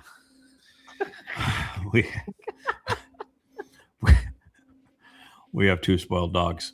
Not that you would know anything about that, Kirk. No. No, no. Mine are not Which spoiled, dog no. likes boba No. tea? No. Anyway, welcome, Thank you. Kirk. Thank you. Shabbat shalom, Kirk. Yeah, Shabbat shalom. Shabbat shalom. Well, I appreciate it. Thank you. So I wanted to do just a quick review of the women who were barren and see if we can learn something from them. I went over this material before, but we get I think, a much better response to this Family Hour program, and I think it's a better learning experience because we can all chime in and contribute to it. So I'm going to share first about Sarah. She is the most famous of all barren women, probably in the history of the world, right? Yeah. Yeah. Then God said, with unfolding implications over time, to Abraham, this should not be seen as troubling or wrong or bad. Al-Ra'ah. Now, when God uses Ra'ah, it means this is bad. Yeah. And now he's telling Abraham, don't be troubled by this. What is he talking about? The subject is Having children, having offspring, or an inheritance, inheritor. Yeah, sort of. It is of Sarah tried to fix the problem of her being barren by providing a surrogate. And that surrogate was Hagar, and she gave birth to Ishmael. Yep. And God says, no. Listen, I happen to be God. I've got a plan. That's not my plan. We're not going to do it that way. But Abraham said, hey, man, that's my kid. I had a kid. Finally, I got a kid. You know, and this is going to be my inheritance is going to be given to this kid. And God says, no, absolutely not. No. It's not going to happen that way. You know. This keep was in mind strike here, two, right? Abraham, Because you're a good guy. We're become friends and everything. But But I happen to be God, and you happen to be a human. Okay, so no, we're not going to do it that way. Okay, I picked you out. I'm going to do it. I'm telling the story. Could you just go along with the story? As that other guy would say, just go with the words lead, please. Everything's going to work out if you go with the words lead. He has this kid, and now he finally has a kid through Sarah. Sarah gives birth to, after laughing, mocking at God. Boy, don't ever laugh at God if you don't want him to laugh back at you. He said, okay, you can name the kid Laughter. And I don't care if you're 80 years old or if he's 100, you're going to have a kid. And this time next year, we'll have cheeseburgers and talk about it. When Sarah was feeling all good about herself and saying, well, now I have the child of promise. This is the kid that's going to have the covenant. And Hagar and Ishmael are mocking her, saying, yeah, but right now the apple of Abraham's eye is Ishak. It's my kid, not your kid. Abraham liked the kid that was, a teenager and able to help and go out and do stuff with him, do father and dad stuff. And, Ishak wasn't at that level yet. And so they were mocking Sarah. And Sarah didn't like that. She shouldn't. And so Sarah had said, send her away. Doesn't belong. That we have our own household now. We have our own family. This is what God has promised. Send her away. This is nothing but trouble. So now God is responding to Abraham, and he's saying, hey, Abraham, there are unfolding implications of this over time. We've talked about this. This should not be seen as troubling or wrong or bad to you. This is really a good thing, Abraham. What's the opposite of bad? Good. This is a good thing, Abraham. For regarding the child and pertaining to your Amma, did you know that Sarah was called an Amma? She was. Why? Because what Amma means is productive mother. She had become a productive mother. And she was a protective mother, not because she was able to conceive a child, but because she knew how to raise that child. And she was going to raise that child in the covenant, which means she had to remove Ishmael. Ishmael, who did not belong. No. She was acting like a productive mother because her child was going to be productive because the way she was mothering him. And so she became the first definition of an Amma. Everything and anything Asher to show the way to the benefits and blessings of the relationship. Sarah engages in and endures as a noble woman. She is Sarah. She is the one who engages and endures. You should choose to listen to her voice, because through Yishak laughter, your seed and therefore your offspring and descendants will be summoned and invited, met with and welcomed, recited and appointed for the Mikra. God had already told him that. He should have listened. That's the plan. By the way, you know what's interesting? That Hagar is also called an Amma. Yes, she is. She was actually a decent mother. Mm-hmm. She fought for the survival and the place of her kid. There was the fact that he was outside the covenant because it wasn't God's plan didn't change the fact that she was doing her best to be a mother. And look at the descendants of Ishmael. She was a productive mother. She wasn't productive for the covenant, but she was still nonetheless a productive mother. Mm-hmm. So here we have just this marvelous insight in this regard. All right, I'm going to skip all the others because I've gone over them in a future program, but I do want to focus on Chanakh at this point. Now, Chanakh is not part of that scheme, but I wanted to share the highlight of it, which is Sarah, and now to speak about Chanakh. He has more of a working title than a name. As a working title, this name that we have rendered as Enoch is based upon a verb that tells us a great deal about him. And that means that he was prepared, he was trained, he was properly positioned, he was deployed. He was deployable because he was trainable. God put him in, he did his thing, he was removed. And that is the plan that God would have going forward. Now, in conjunction with God, their offspring would include a man named Methuselah. You know what that name means? Man sent out as a stem. You ever heard of one of those? Sure have. I know a guy. I know a guy. It would be the children, huh? The tree of knowledge. He would have an offspring named as Methuselah, a man sent out as a stem. Of course, therefore, explaining how the Chodar would be derived from. Oh my gosh, is that this. why he lives like 900 and something years? Or Well, Oh, no, he wow. lived 365 years. oh, Explaining how, Methuselah, did live all those years because he pointed the way to the tree of lives. He was the longest lived man, and therefore that's the story of him. As for Chanakh, it was 365 years, and Methuselah was, he was the longest lived human, which means exactly that that stem pointed to the tree of life. So he had the longest life. And it also explains how the Chodar is the Etzah Dayat, the tree of knowledge, providing counsel to restore Israel. And in this way, they would foster, and it says in the text, they would foster many sons and daughters for the covenant over the years. Now, given the fact that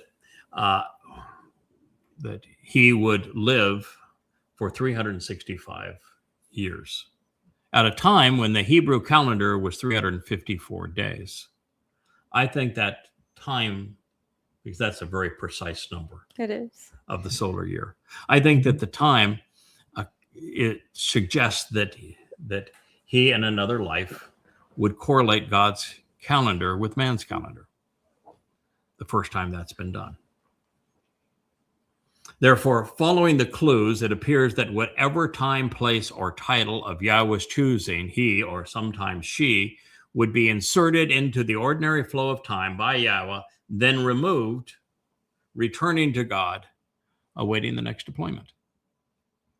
Not interfering with the orderly flow of time, having no negative effect on cause and effect. And no memory of it.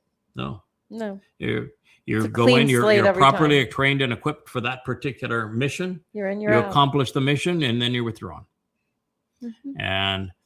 But everyone has to have at least one normal life.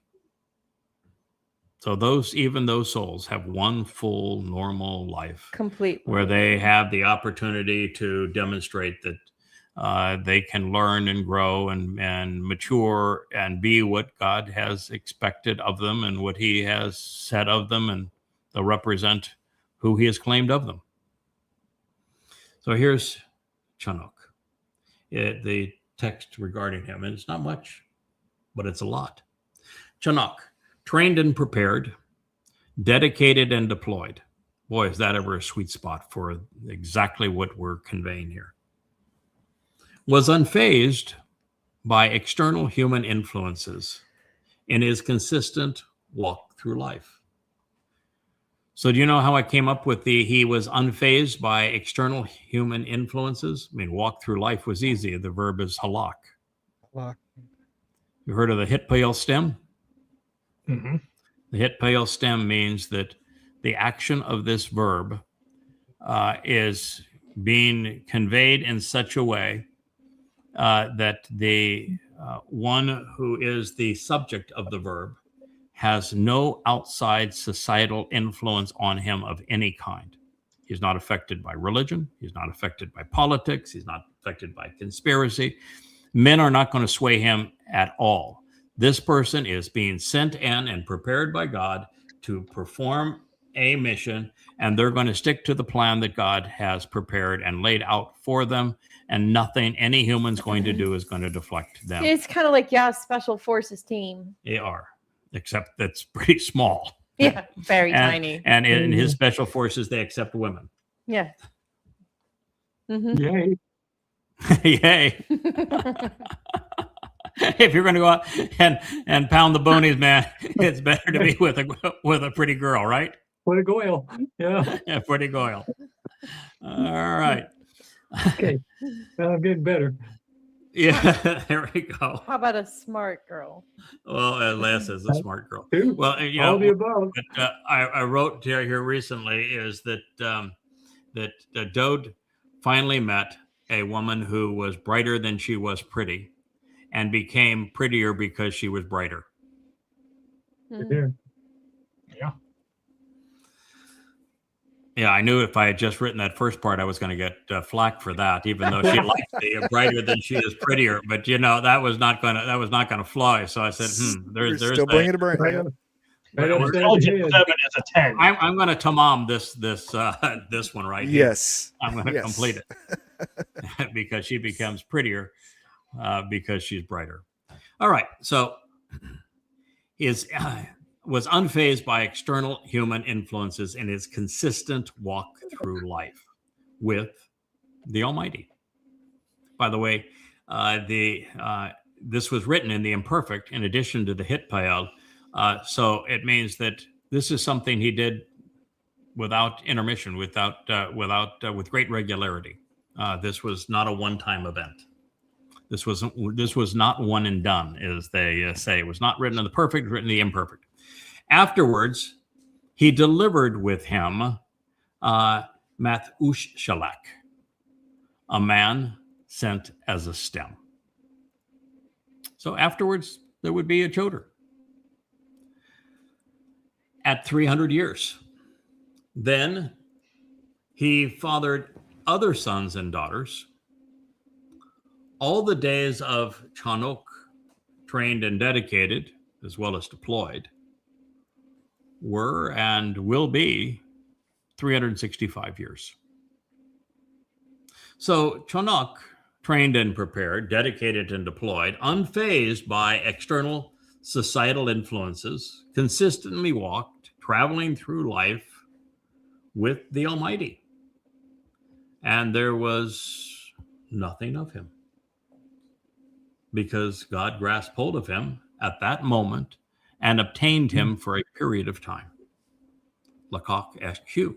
He took him, selecting and choosing, receiving and accepting that which pertains to him at that moment, and for a finite matter of time, called perfect third person masculine singular. That's Bereshit, Genesis 5:22 through 24. That is a proof text of this very concept. And I'm here to tell you that I could give you 1,000 years and ask you to come up with another reason that God told that story.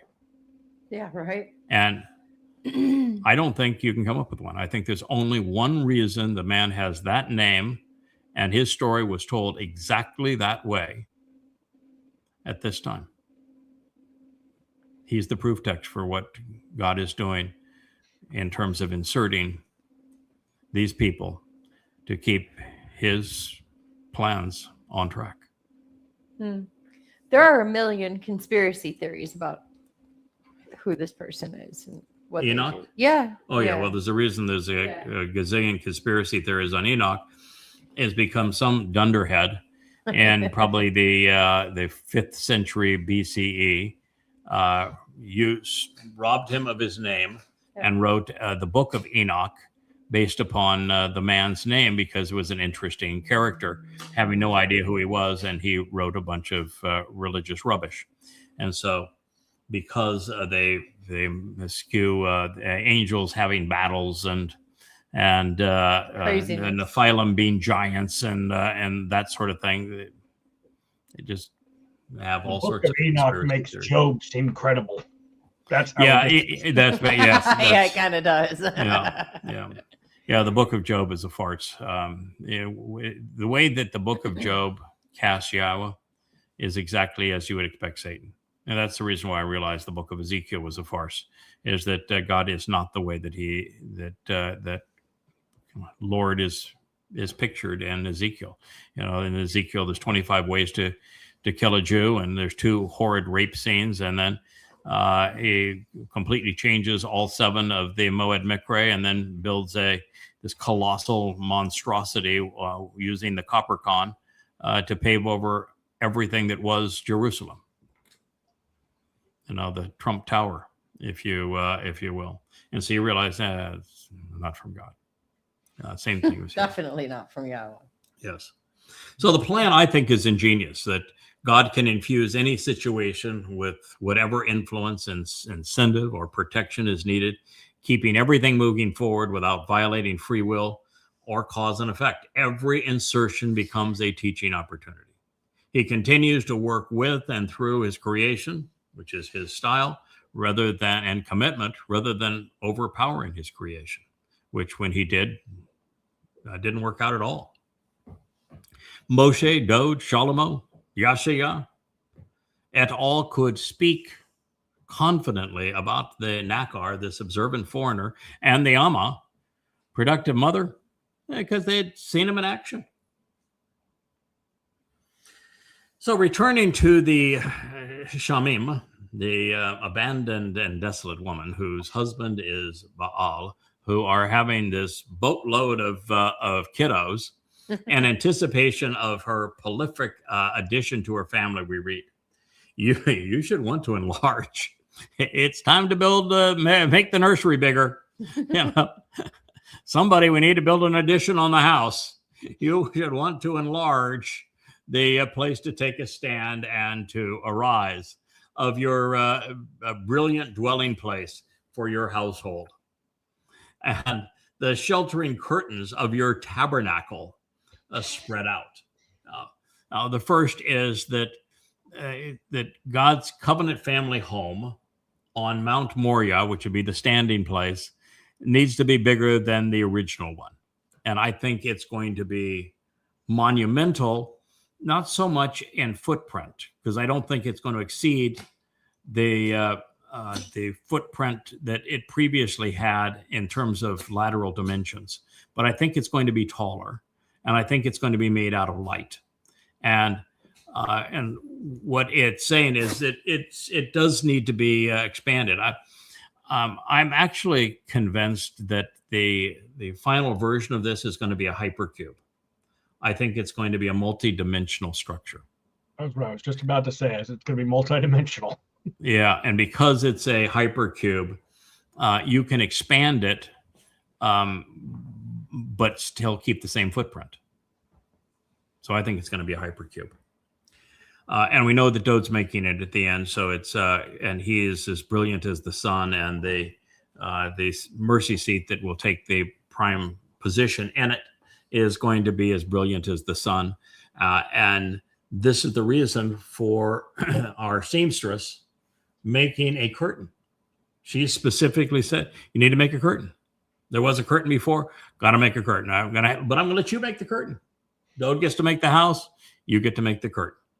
So enlarge it, make this a beautiful, shining dwelling place, but have the curtains for the tabernacle. Otherwise, you're going to go blind because it's going to be really bright in there. And spread them out. Do not withhold.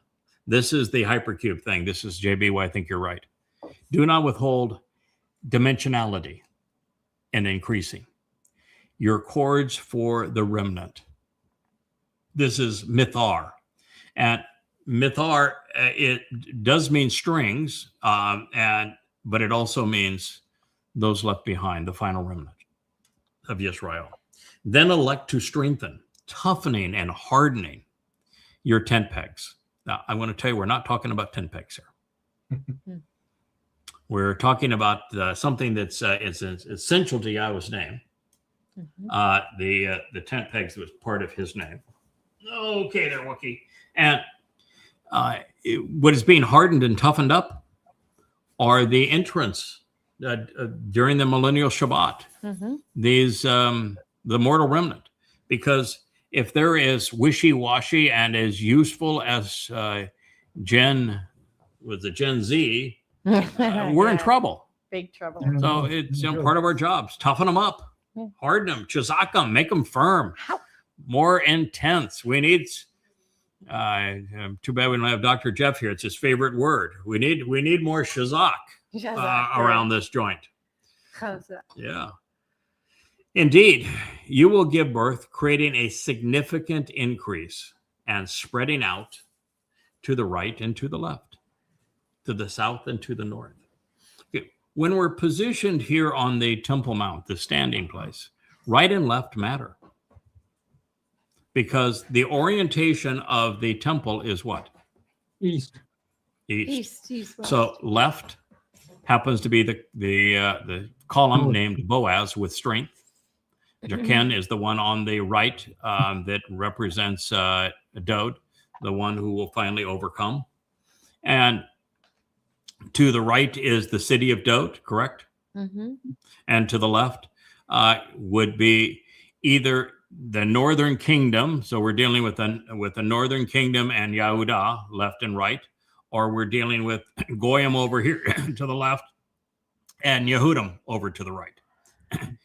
God's not being specific here because all of that works out.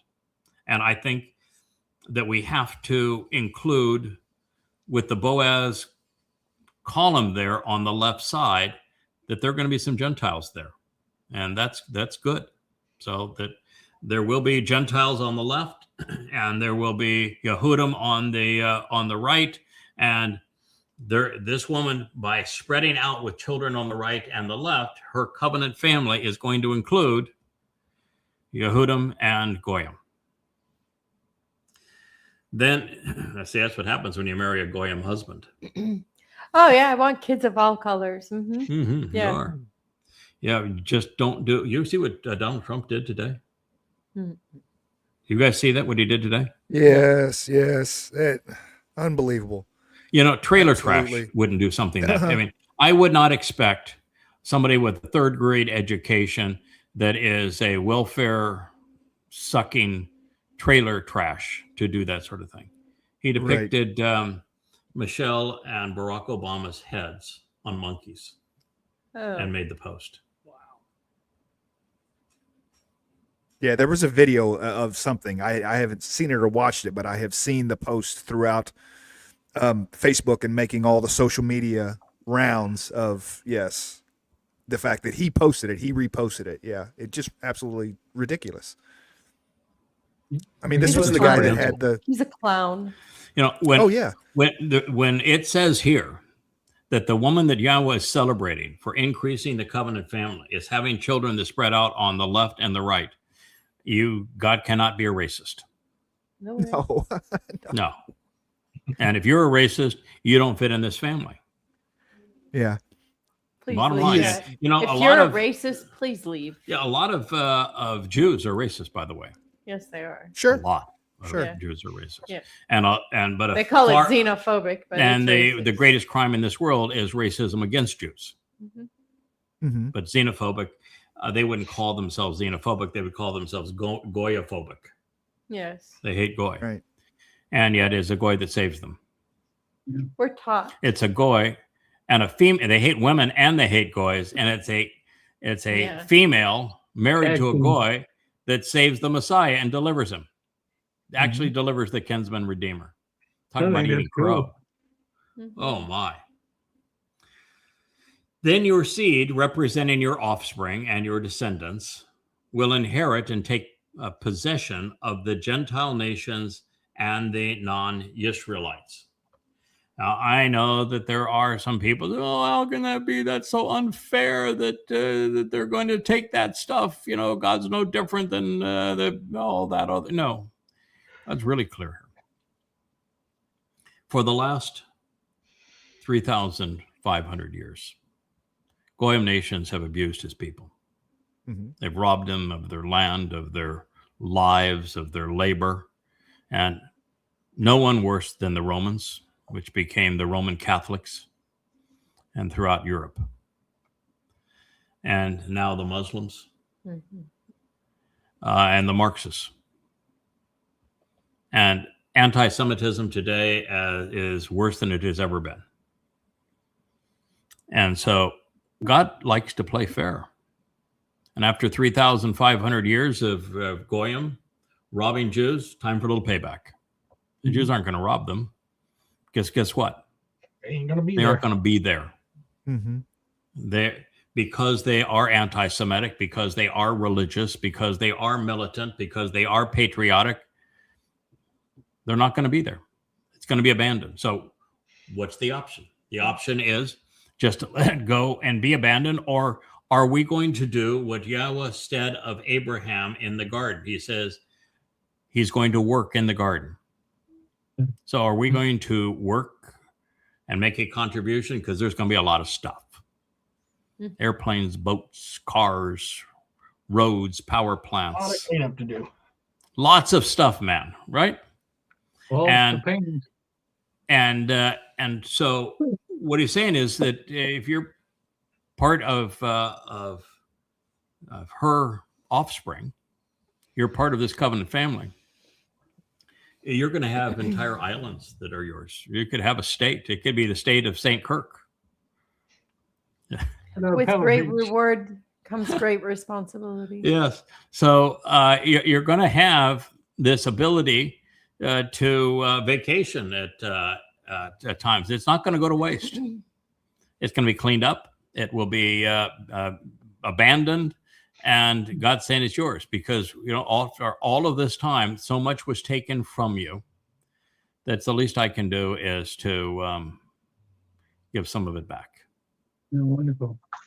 So I think it's a really an extremely fair deal because otherwise it's just goes abandoned because they're not going to be here. So they will inhabit the desolated and deserted places, population centers. So I think it's, again, God saying it's all here and the world has turned against my people and robbed them for 3,500 years. I'm going to respond and there's going to be some recompense.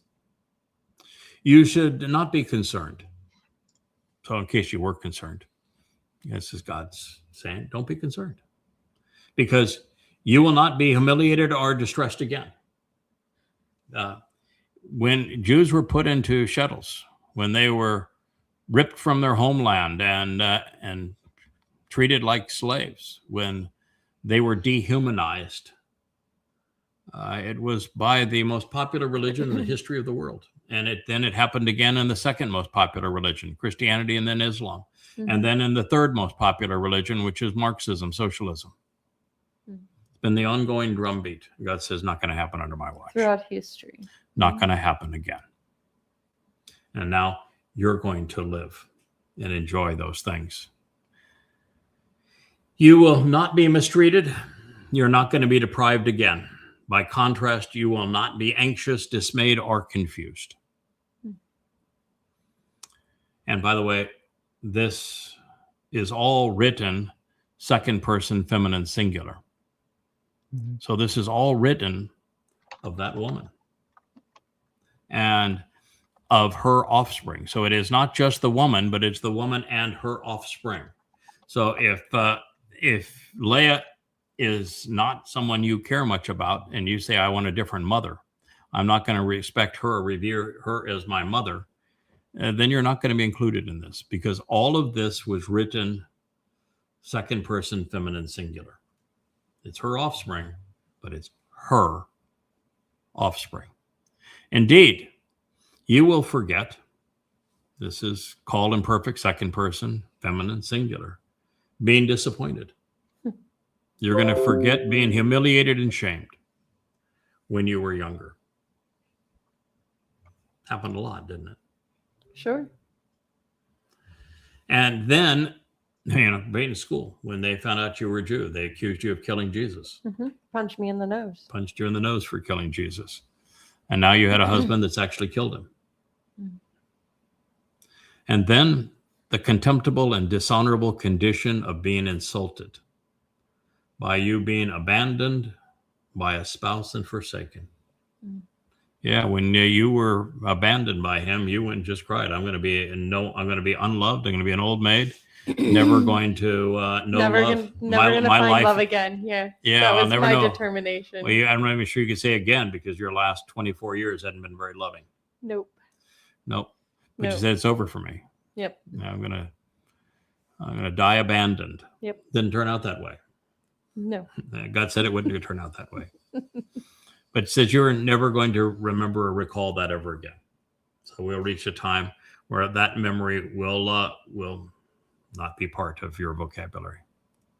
But clearly, God's people have been dehumanized and demoralized as a result of the lies regarding them in the New Testament, where it's claimed they killed the Christian God, and the Quran because they mocked Muhammad. Yeah. Although rabbis have done them no favors, clearly, over the No. years, with the deceptions throughout the Talmud and the Zohar. Fortunately, we're nearing the time when Yahweh will obliterate the scriptures that have harassed and humiliated his people.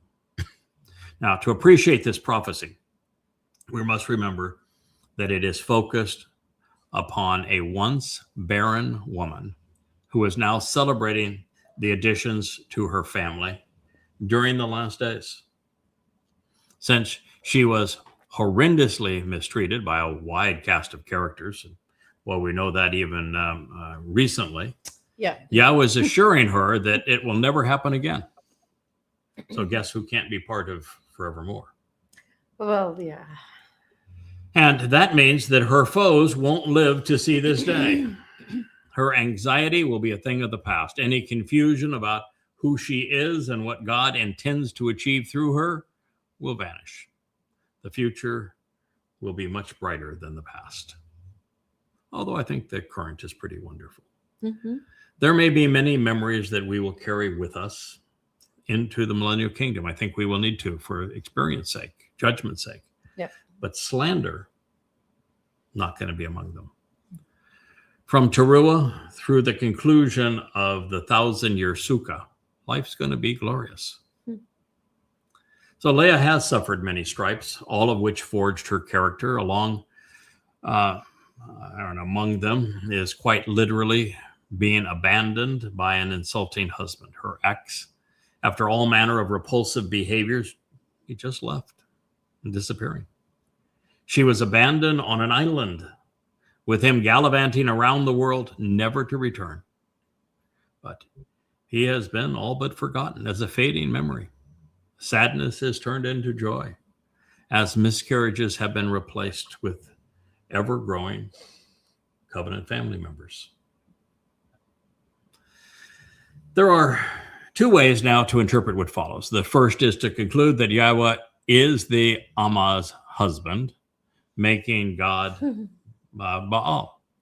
And should that be the case, I have no explanation as to why the verb Asha would have a plural subject, or why Yahweh would position himself as the Gaal, kinsman redeemer, when that is his son's designation. Therefore, even though subsequent passages seem to adhere to this interpretation, I have chosen another. And I always like to lay the cards face up on the table and say, you can view it either way. Here's the reasons I have chosen to view it this way. With our return to Baal in this text regarding the same woman, I see the Amma and her Baal husband working and contributing together to create this family. They are devoted to the recognition of Yahweh being God's name, and they are committed to the realization that Dod is the kinsman redeemer. And the first two ascertain that. In fact, first ascertain both of those things. They set apart one of Israel as Dod. And while he is instrumental in all things Kara, called out, including fulfilling the spring Mikre, only those cognizant of the 89th Mizmor know that God refers to Dod as Elion, all things pertaining to the influence of God. And by the way, one of the things I wanted to say, and I got distracted, I think, earlier, is that in continuing to burnish Dod's resume and restore his luster, which we're going to continue to do forevermore, after knowing that he did a really dunderhead thing and responded poorly, the reason we know that the problem was resolved and Dod learned from it, and this is the appropriate response going forward, is the 89th Mizmor. It was written 4 years after Dod's initial life ended, and God could not have spoken more highly of his son. So we know that speaking highly of Dod, in spite of all of this, is exactly God's approach. He reprimanded him, said there are going to be terrible consequences of this. And then when he realized that he was going to return and this is going to be resolved, he spoke glowingly of his son, calling him Elion, all things pursuant to the influence of God. It's a long, boy did good when he got a mother and father. He cleaned up okay. Because then, it says, because then you will be married to Baal, with you and your husband overseeing and influencing everything. Baal Atha, your feminine singular, Baal masculine, as your Lord and Master, taking care of you, will rule together while owning and controlling many things. Call participle plural. That's the reason I think it's the two. Makes total sense at this point. So, because then you're going to be married to Baal. You and your husband overseeing and influencing everything. Oh, but honey, I thought we were like minimizing the things. And no, we're not moving into a smaller house. Oh, good. Yeah. Although, in a way, we are, because we are going to have an only child. And it's just that because the moment you and I conceive this covenant family, we're giving them all to Dod. Okay, so we're going to have an only child. We're giving them all to Dod, and then Dod's going to give them all to the covenant members, you all, to take care of. So you guys are going to need the big house. Diapers.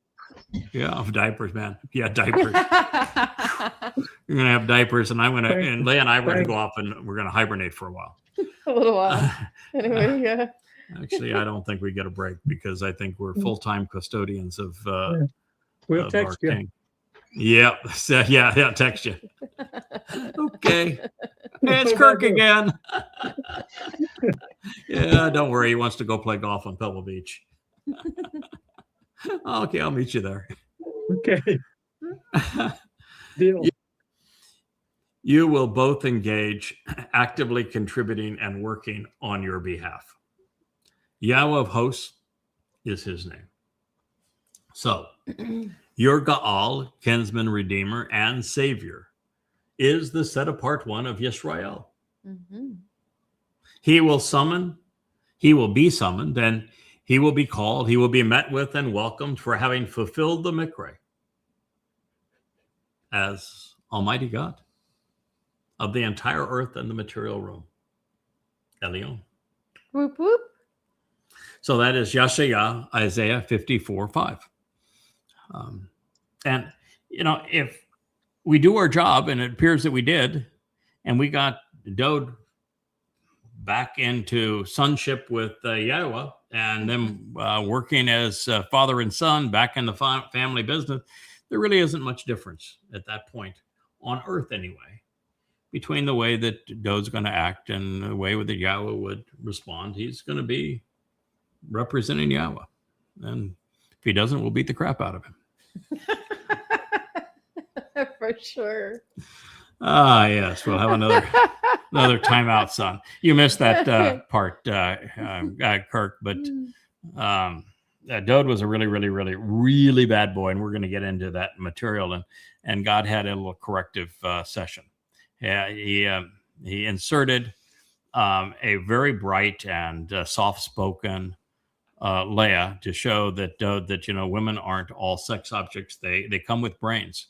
And they come with character, and this one has more brains and more character than you do, and so you need to listen. And she told him, the first thing she told him, sober up, put away the wine. It's not for you, and stop fixating on all the girls. You got a job to do, and then it says, I'm going to pretty you up. I'm going to get this done, and then God delivered the hammer. And you're looking at him, and that is he delivered the hammer, and I had the opportunity to have a real man-to-man father and son talk with Dode. Wait, but did you use the voice? I did. I used Okay. the voice. That's how a good couple works. The mother and father work together. The mother provides They work the together. loving, the Yes. caring, and the father's there to go, I'm going to hold you accountable. I'm going to hold you accountable. That's exactly what happened. It was, So the And the Amma mother's walks a with a soft big place stick, to right? fall. yes, the mother was the soft falling spot, and the father was the Hard landing. hard, yeah. And he needed both. Yes. He Once needed you're in the both. right spot, let's get this going. Let's get this going. And Leah had more patience with him to get him sobered up. And so she got his attention. Now, one of the reasons that I've interpreted this statement as Yahweh directing our attention to Dode as the Gaal, kinsman redeemer, is because after divorcing Yisrael and Hosha, he cannot remarry her. No. So God cannot become the Baal of Yisrael. Nope. No. Can't happen. Can't marry the same Nope. man twice. He's father. He can't marry his child. That would be incest. Gross. And he has divorced her as Yisrael, so he can't remarry her. Nope. Therefore, I think my interpretation works. Yeah. I don't think there was a single glitch in it where you'd say, no, that's force fit. No, it works. And it has to work because otherwise, no. Matter of fact, that's one of the trick things that Christians will pull. And it says, God can't remarry Israel, so there has to be a different groom and enter Jesus. Nope. And I said, no, God's Enter got that Dode. covered. You're right. He cannot marry the woman that he has divorced, but he's not. His son is. So since he cannot marry her, but Dode can and will, and which is part of the pageantry of how Teruah and the day of the herald enables Kippurim and reconciliations and how that all leads to the wedding canopy on Sukkah shelters. Further, the special woman who is revitalized as a prolific mother throughout this prophetic pronouncement is married conveniently to Baal. Therefore, in their collaboration, they will contribute to Yahweh's triumphant return with his son, Dod. Boy, did it ever affirm our conclusion early on that ours was an arranged marriage. We joked about it. We've but- joked about it forever, but we've always known it to be true. Well, Yeah. God just affirmed it. It was absolutely true. God arranged the marriage. Yeah. He's got good taste. He can. I'm delighted with his choice. I had to write today that that it was something we were talking about monogamy. I said, my wife is a proponent of monogamy, and she has convinced me that it's a really good idea. Yahweh doesn't really care how many sexual partners we have, but I've come to realize my wife is a proponent of monogamy, and I've certainly seen the advantages. Like we had a little discussion today during lunch, and I said, I can tell you that having more than one wife is a really bad idea. Yes. I have no incentive. No one can match for that. Yeah, no, it's just Ah, one is really good. I can't imagine life without one. But Yeah. I'm going to tell you, more that- than one is that- just, just it's one- just too much. more than one is not. It's A not a handful good enough. idea. So we'll as I say, God doesn't really care how many sexual partners we have, so long as no incest and no bestiality and no necrophilia, and but those aren't really sexual partners, I guess, are they? No. But No. Pedophilia. that's not part of God's concern. But he prefers monogamy in his relationship with us, and so I would expect his productive woman to advocate the same thing. And I can't walk and chew gum at the same time. So juggling people? oh no. yeah, this is true. No. Like, no. Yeah, it's your turn. No, my turn. Wait, whose turn? Yes, no. So through their collaboration, they are going to contribute to Yahweh's triumphant return with his son Dod, and they have been instrumental in reintroducing Yahweh's name to his people. No one on earth, not now, not ever, has been more successful in reclaiming Dod's reputation as Yisrael's Gaal Redeemer. Yeah. And as they have shown, the Son of God answered the summons to fulfill the Mikra, thereby calling us home. Now, all that said, none of this happens, obviously, without Yahweh enabling his Amma and her Baal or their son, Dod.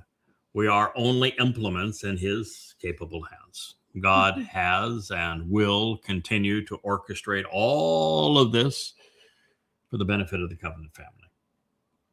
Continuing now to address Leah as the formerly barren woman, who is now the mother in spirit of the Barath. Boy, that's going to drive a lot of people crazy. Well, actually, there's not a lot of them, but it'll drive them crazy. Yeah. They're shrinking in their numbers. Yahweh recognizes that she was actually abandoned by her ex, forging the character that he is now going to exploit. And I mean, exploit in a positive way. Feeling unloved and rejected, she was receptive to the Spirit's admonishment and discipline. The heartache of her youth would serve as the springboard for a more productive life. Surely, the Spirit of Yahweh, like a woman and wife rejected and abandoned, is fashioned to discipline and admonish. Isn't that an interesting statement? Mm-hmm. Surely the Spirit of Yahweh, akin to a woman or wife, it's Isha, same word, Azab, rejected and abandoned, forsaken and detested, left behind and released. For the longest time, Yahweh's Ruach Was absolutely rejected. was totally rejected. Yep. So that's exactly, so God's saying, my Ruach and this woman have a lot in common. Yeah, we do. Yeah, Yeah, we do. yeah, We got a lot in common. yeah. Neglected and abandoned. And Yeah. and because of being abandoned, and because of overcoming obstacles and developing character, you are equally positioned to discipline and admonish. You could talk to your son Dode in that tone and admonishing him, disciplining him because of what you've been through. You know, a woman spurned who has now become exceedingly productive and beloved by Yahweh, just like the Spirit, is in a very strong position. And that's what's being conveyed here. So, shaped to serve, prepared to work on behalf of the grieving, to correct, to reprove. So he will call you out, inviting and welcoming you, wanting to meet with you. So even now, when he refers to his Spirit and saying that his Ruach is like this woman, he refers to he will send you out. So this idea that God is a mommy God, hermaphrodite, no. He's now talking about the wife, this woman, and his Spirit, his Ruach, sharing very similar characteristics and purpose and nature to this productive woman now, who was spurned and abandoned, and he still says he will he and Kara is the verb. He will call you out, inviting and welcoming you, wanting to meet with you as the woman. So for all of those waiting to meet Dode, I guess you're going to have to get in line. He wants to meet someone first. See, the first statement that here is that God is equating his Spirit to you. Yeah. What he's saying, you both have been abandoned, you've both been rejected, and therefore you're both in a position to admonish and correct. So he's saying, my Spirit and this woman share a lot in common. And now he's saying that that this woman, shaken out of her childhood and youth, when she is spurned and rejected, that God says, this is all me sending you out to meet. And he's saying, in a way, that I am meeting with you as this woman who is akin to my Spirit. So the way that I'm going to interact with you, he's still a 7-dimensional being. He is not coming to live here on earth. You know, he can dispatch his nefesh and, you know, and project himself in whatever fire or however he wants to project himself. But he is not living here on earth. And we in the material bodies can. And therefore, what he's saying is that I'm going to reach out to you. I'm going to welcome you. I'm going to meet you through this woman who is now equated to my Spirit. So just as Dode is going to be all things pertaining to the influence of God, this woman is going to serve as the means for us to interact with and meet Yahweh's Ruach. And see the motherly nature of the Ruach.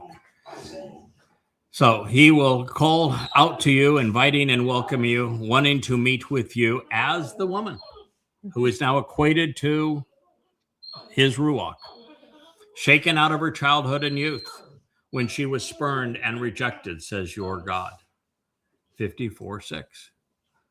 Boy, you've got quite a happiness going over there, Rich. You, Kara and Asher are having a love fest over here. Oh, wow. Kara and Asher. Wow. Okay.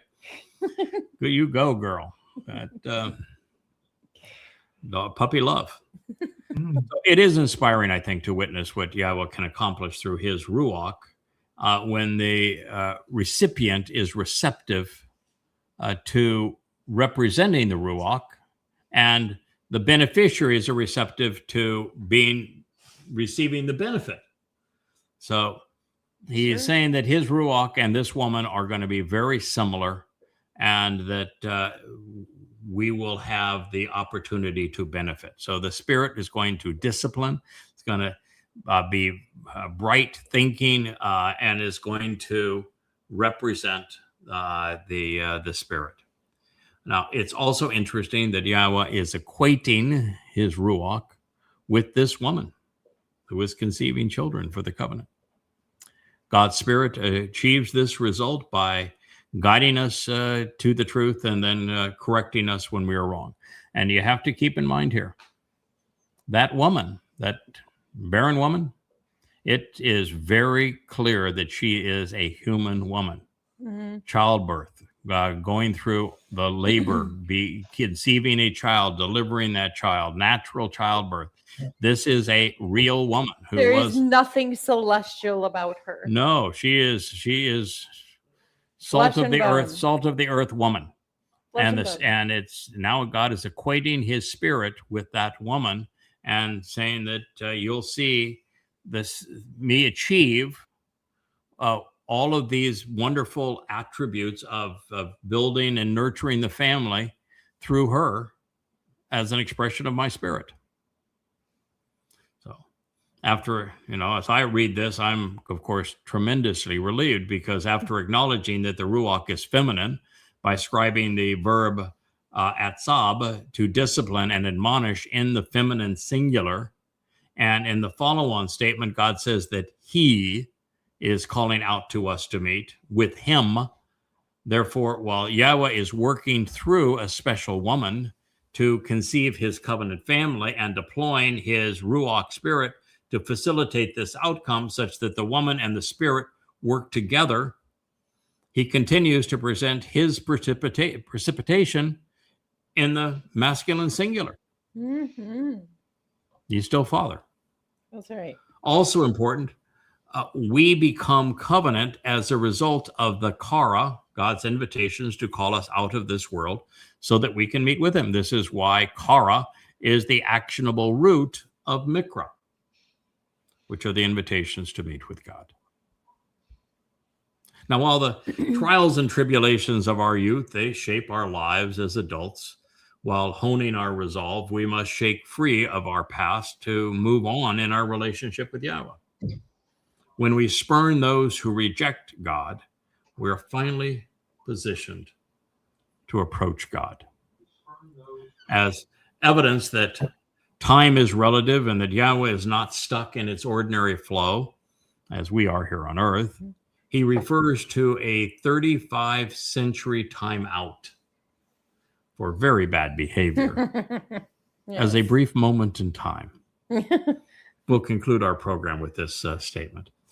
During a brief moment in time, Raga, in a disturbing instant, and for a little while, as trifling and unworthy is insufficient and inadequate, I left you. I rejected and released you. But as a tremendous favor and a sign of great compassion and mercy, out of both inordinate love and pity, forestalling judgment and considerable recompense, I will gather you together as in a harvest. Isaiah 54:7. God's bringing it all together. This woman is going to conceive at long last. There's going to be a covenant family. He's going to work through his last insertion of this soul. The soul is going to be equated to his Ruach Spirit. We're going to have to enlarge the God's home here on earth, turn it into a hypercube. We're going to, as a result of all of this, inherit this planet, have big responsibilities. It's going to be a big family, big opportunity. And so God is just summarizing all of this. In a brief moment in time, I left you. But as a tremendous favor and sign of great compassion, I will gather you as in a harvest. Yes, Kirk. I was just going to say, as I was listening to the show before I felt comfortable to come on, there was the tone of the last few shows, in particular the family shows, has a familial feeling about it that is so warm. It's just different. It I is. just perceive it as different, y'all. It's just like, wow, I want to be there with y'all. Truly, Yes. it's just I don't know how to express it. I'm just saying it's just, Yeah. We it's have just, discovered something that is the underlying current of God's story that's always been there that we have missed up to this point. And we were somehow inspired to create Family Hour as the presentation of this. And it has gelled into this, the place where we're able to present for the first time the warmth and tenderness of a genuine family, father and mother, absolutely. children, a warm home, a lovely inheritance. This is God's celebration. He is saying, celebrate this, sing for joy. There's not going to be any more heartache. Can you sing? This is Loki? going to be absolutely happily ever after. And just as I now am supporting my beloved son who was abandoned by his father and mother with a loving father and mother, I'm positioning them to be mom and dad for everyone. What God is essentially saying in all of this, I think you've just hit the nail on the head, is that, yeah, it's Dode's kingdom, but ultimately it's being run as a family. Gia was home. Yeah. This is hard to say, but I guess I'm able to say it now after reading all I've read these last few days. The head of this family is mom and dad. Fair enough. Fair enough. Absolutely. And that God picked two souls through whom he's going to express his maternal and paternal love for this family. And he's going to reveal his nature. So, some of the things that you see the quirks and say it's either a little harsh or a little abrupt or a little unsympathetic, or you're not showing enough patience with that. I would encourage you to recognize that Yahweh's personality is not the way that most people perceive him. He has a really interesting personality. Yes, he does.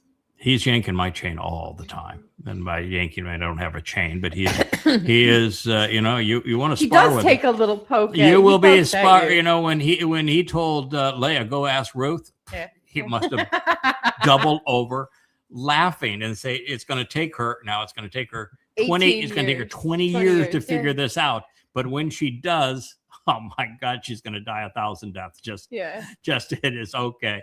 That was really pretty darn cool, Yahweh. You got me on that one. So clever. It's like saying what's going to happen with our puppy Asher, when Leah and I are talking about the upcoming Teruah harvest, and what's going to happen to our puppy Asher.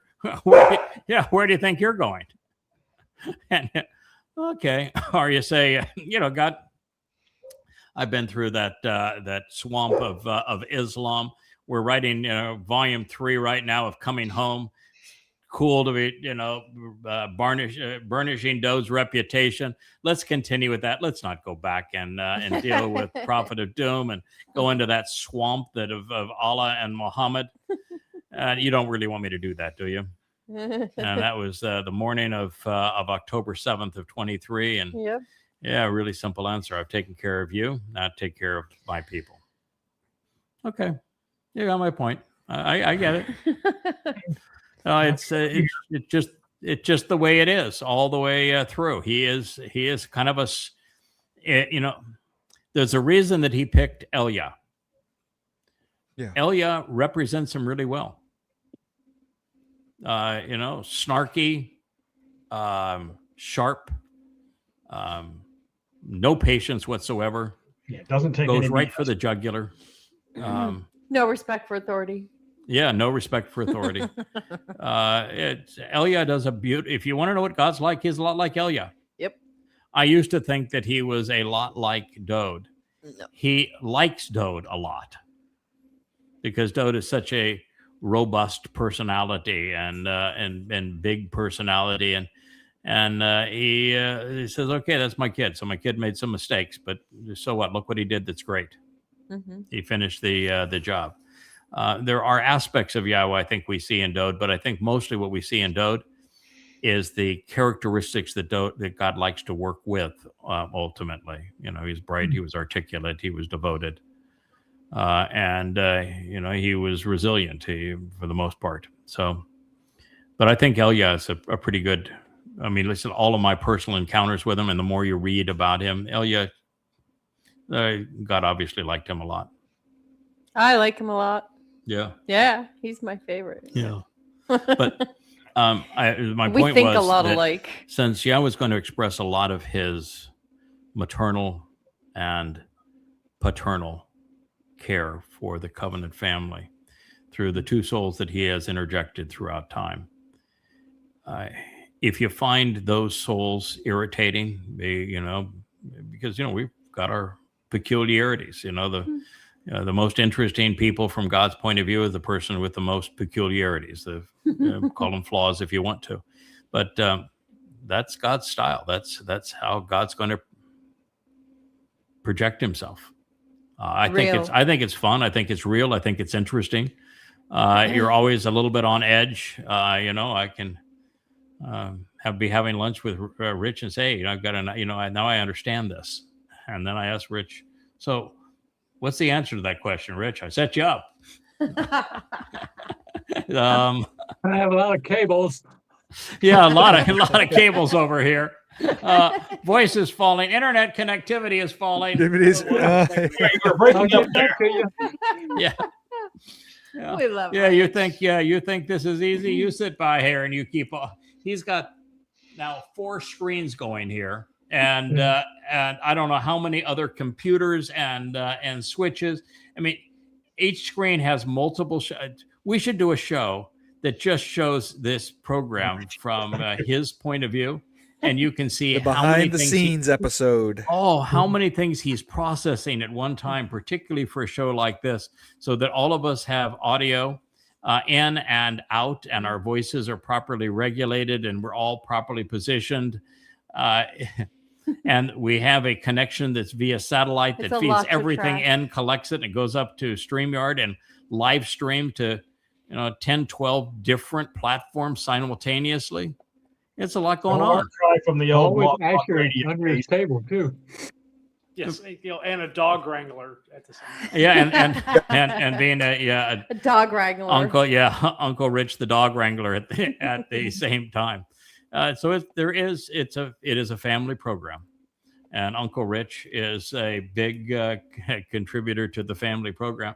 But in this family, if you can't take a ribbing, then you're not. You're just not. You're never going to survive Elia. No, if you can't take a ribbing, you can't be in a room with Jews. Period. That's true. Period. That's true. No. Or some goy. Yeah. Or some goy, right? Mm-hmm. All right. Well, we have gone past our 2.5 hours of family hour. You're probably getting all wrinkly up there in my jacuzzi, Kevin. Right. That scene is becoming more and more stable and beautiful behind you with those beautiful purple mountains and the rolling green hills, JB. I like that little slice of heaven, and you've got some color back in you now, Kirk. You first appeared when you came back on the show. I said, "Oh boy, it's been a rough week for my friend." It's But you're looking real close to normal, Kirk. Does it just take a little while for the pain meds to kick in? Call me in 2 hours. I'll let you. I'll bet you've lost some weight on this too, haven't you? A little bit. Yeah. A little bit. Not too bad. She feeds me well. Sylvia's won't let me lose a lot of weight. Yeah, you do want to be well fed. So, and you're you've got 2 days off? I do. Yay! Yeah. Thanks, y'all. Yeah. Are you feeling almost human by the end of Sunday? Yeah, and then I have to go back. I know. But only 11 more. Yes, only 11 only 11 more. Yeah. How many have you done so far?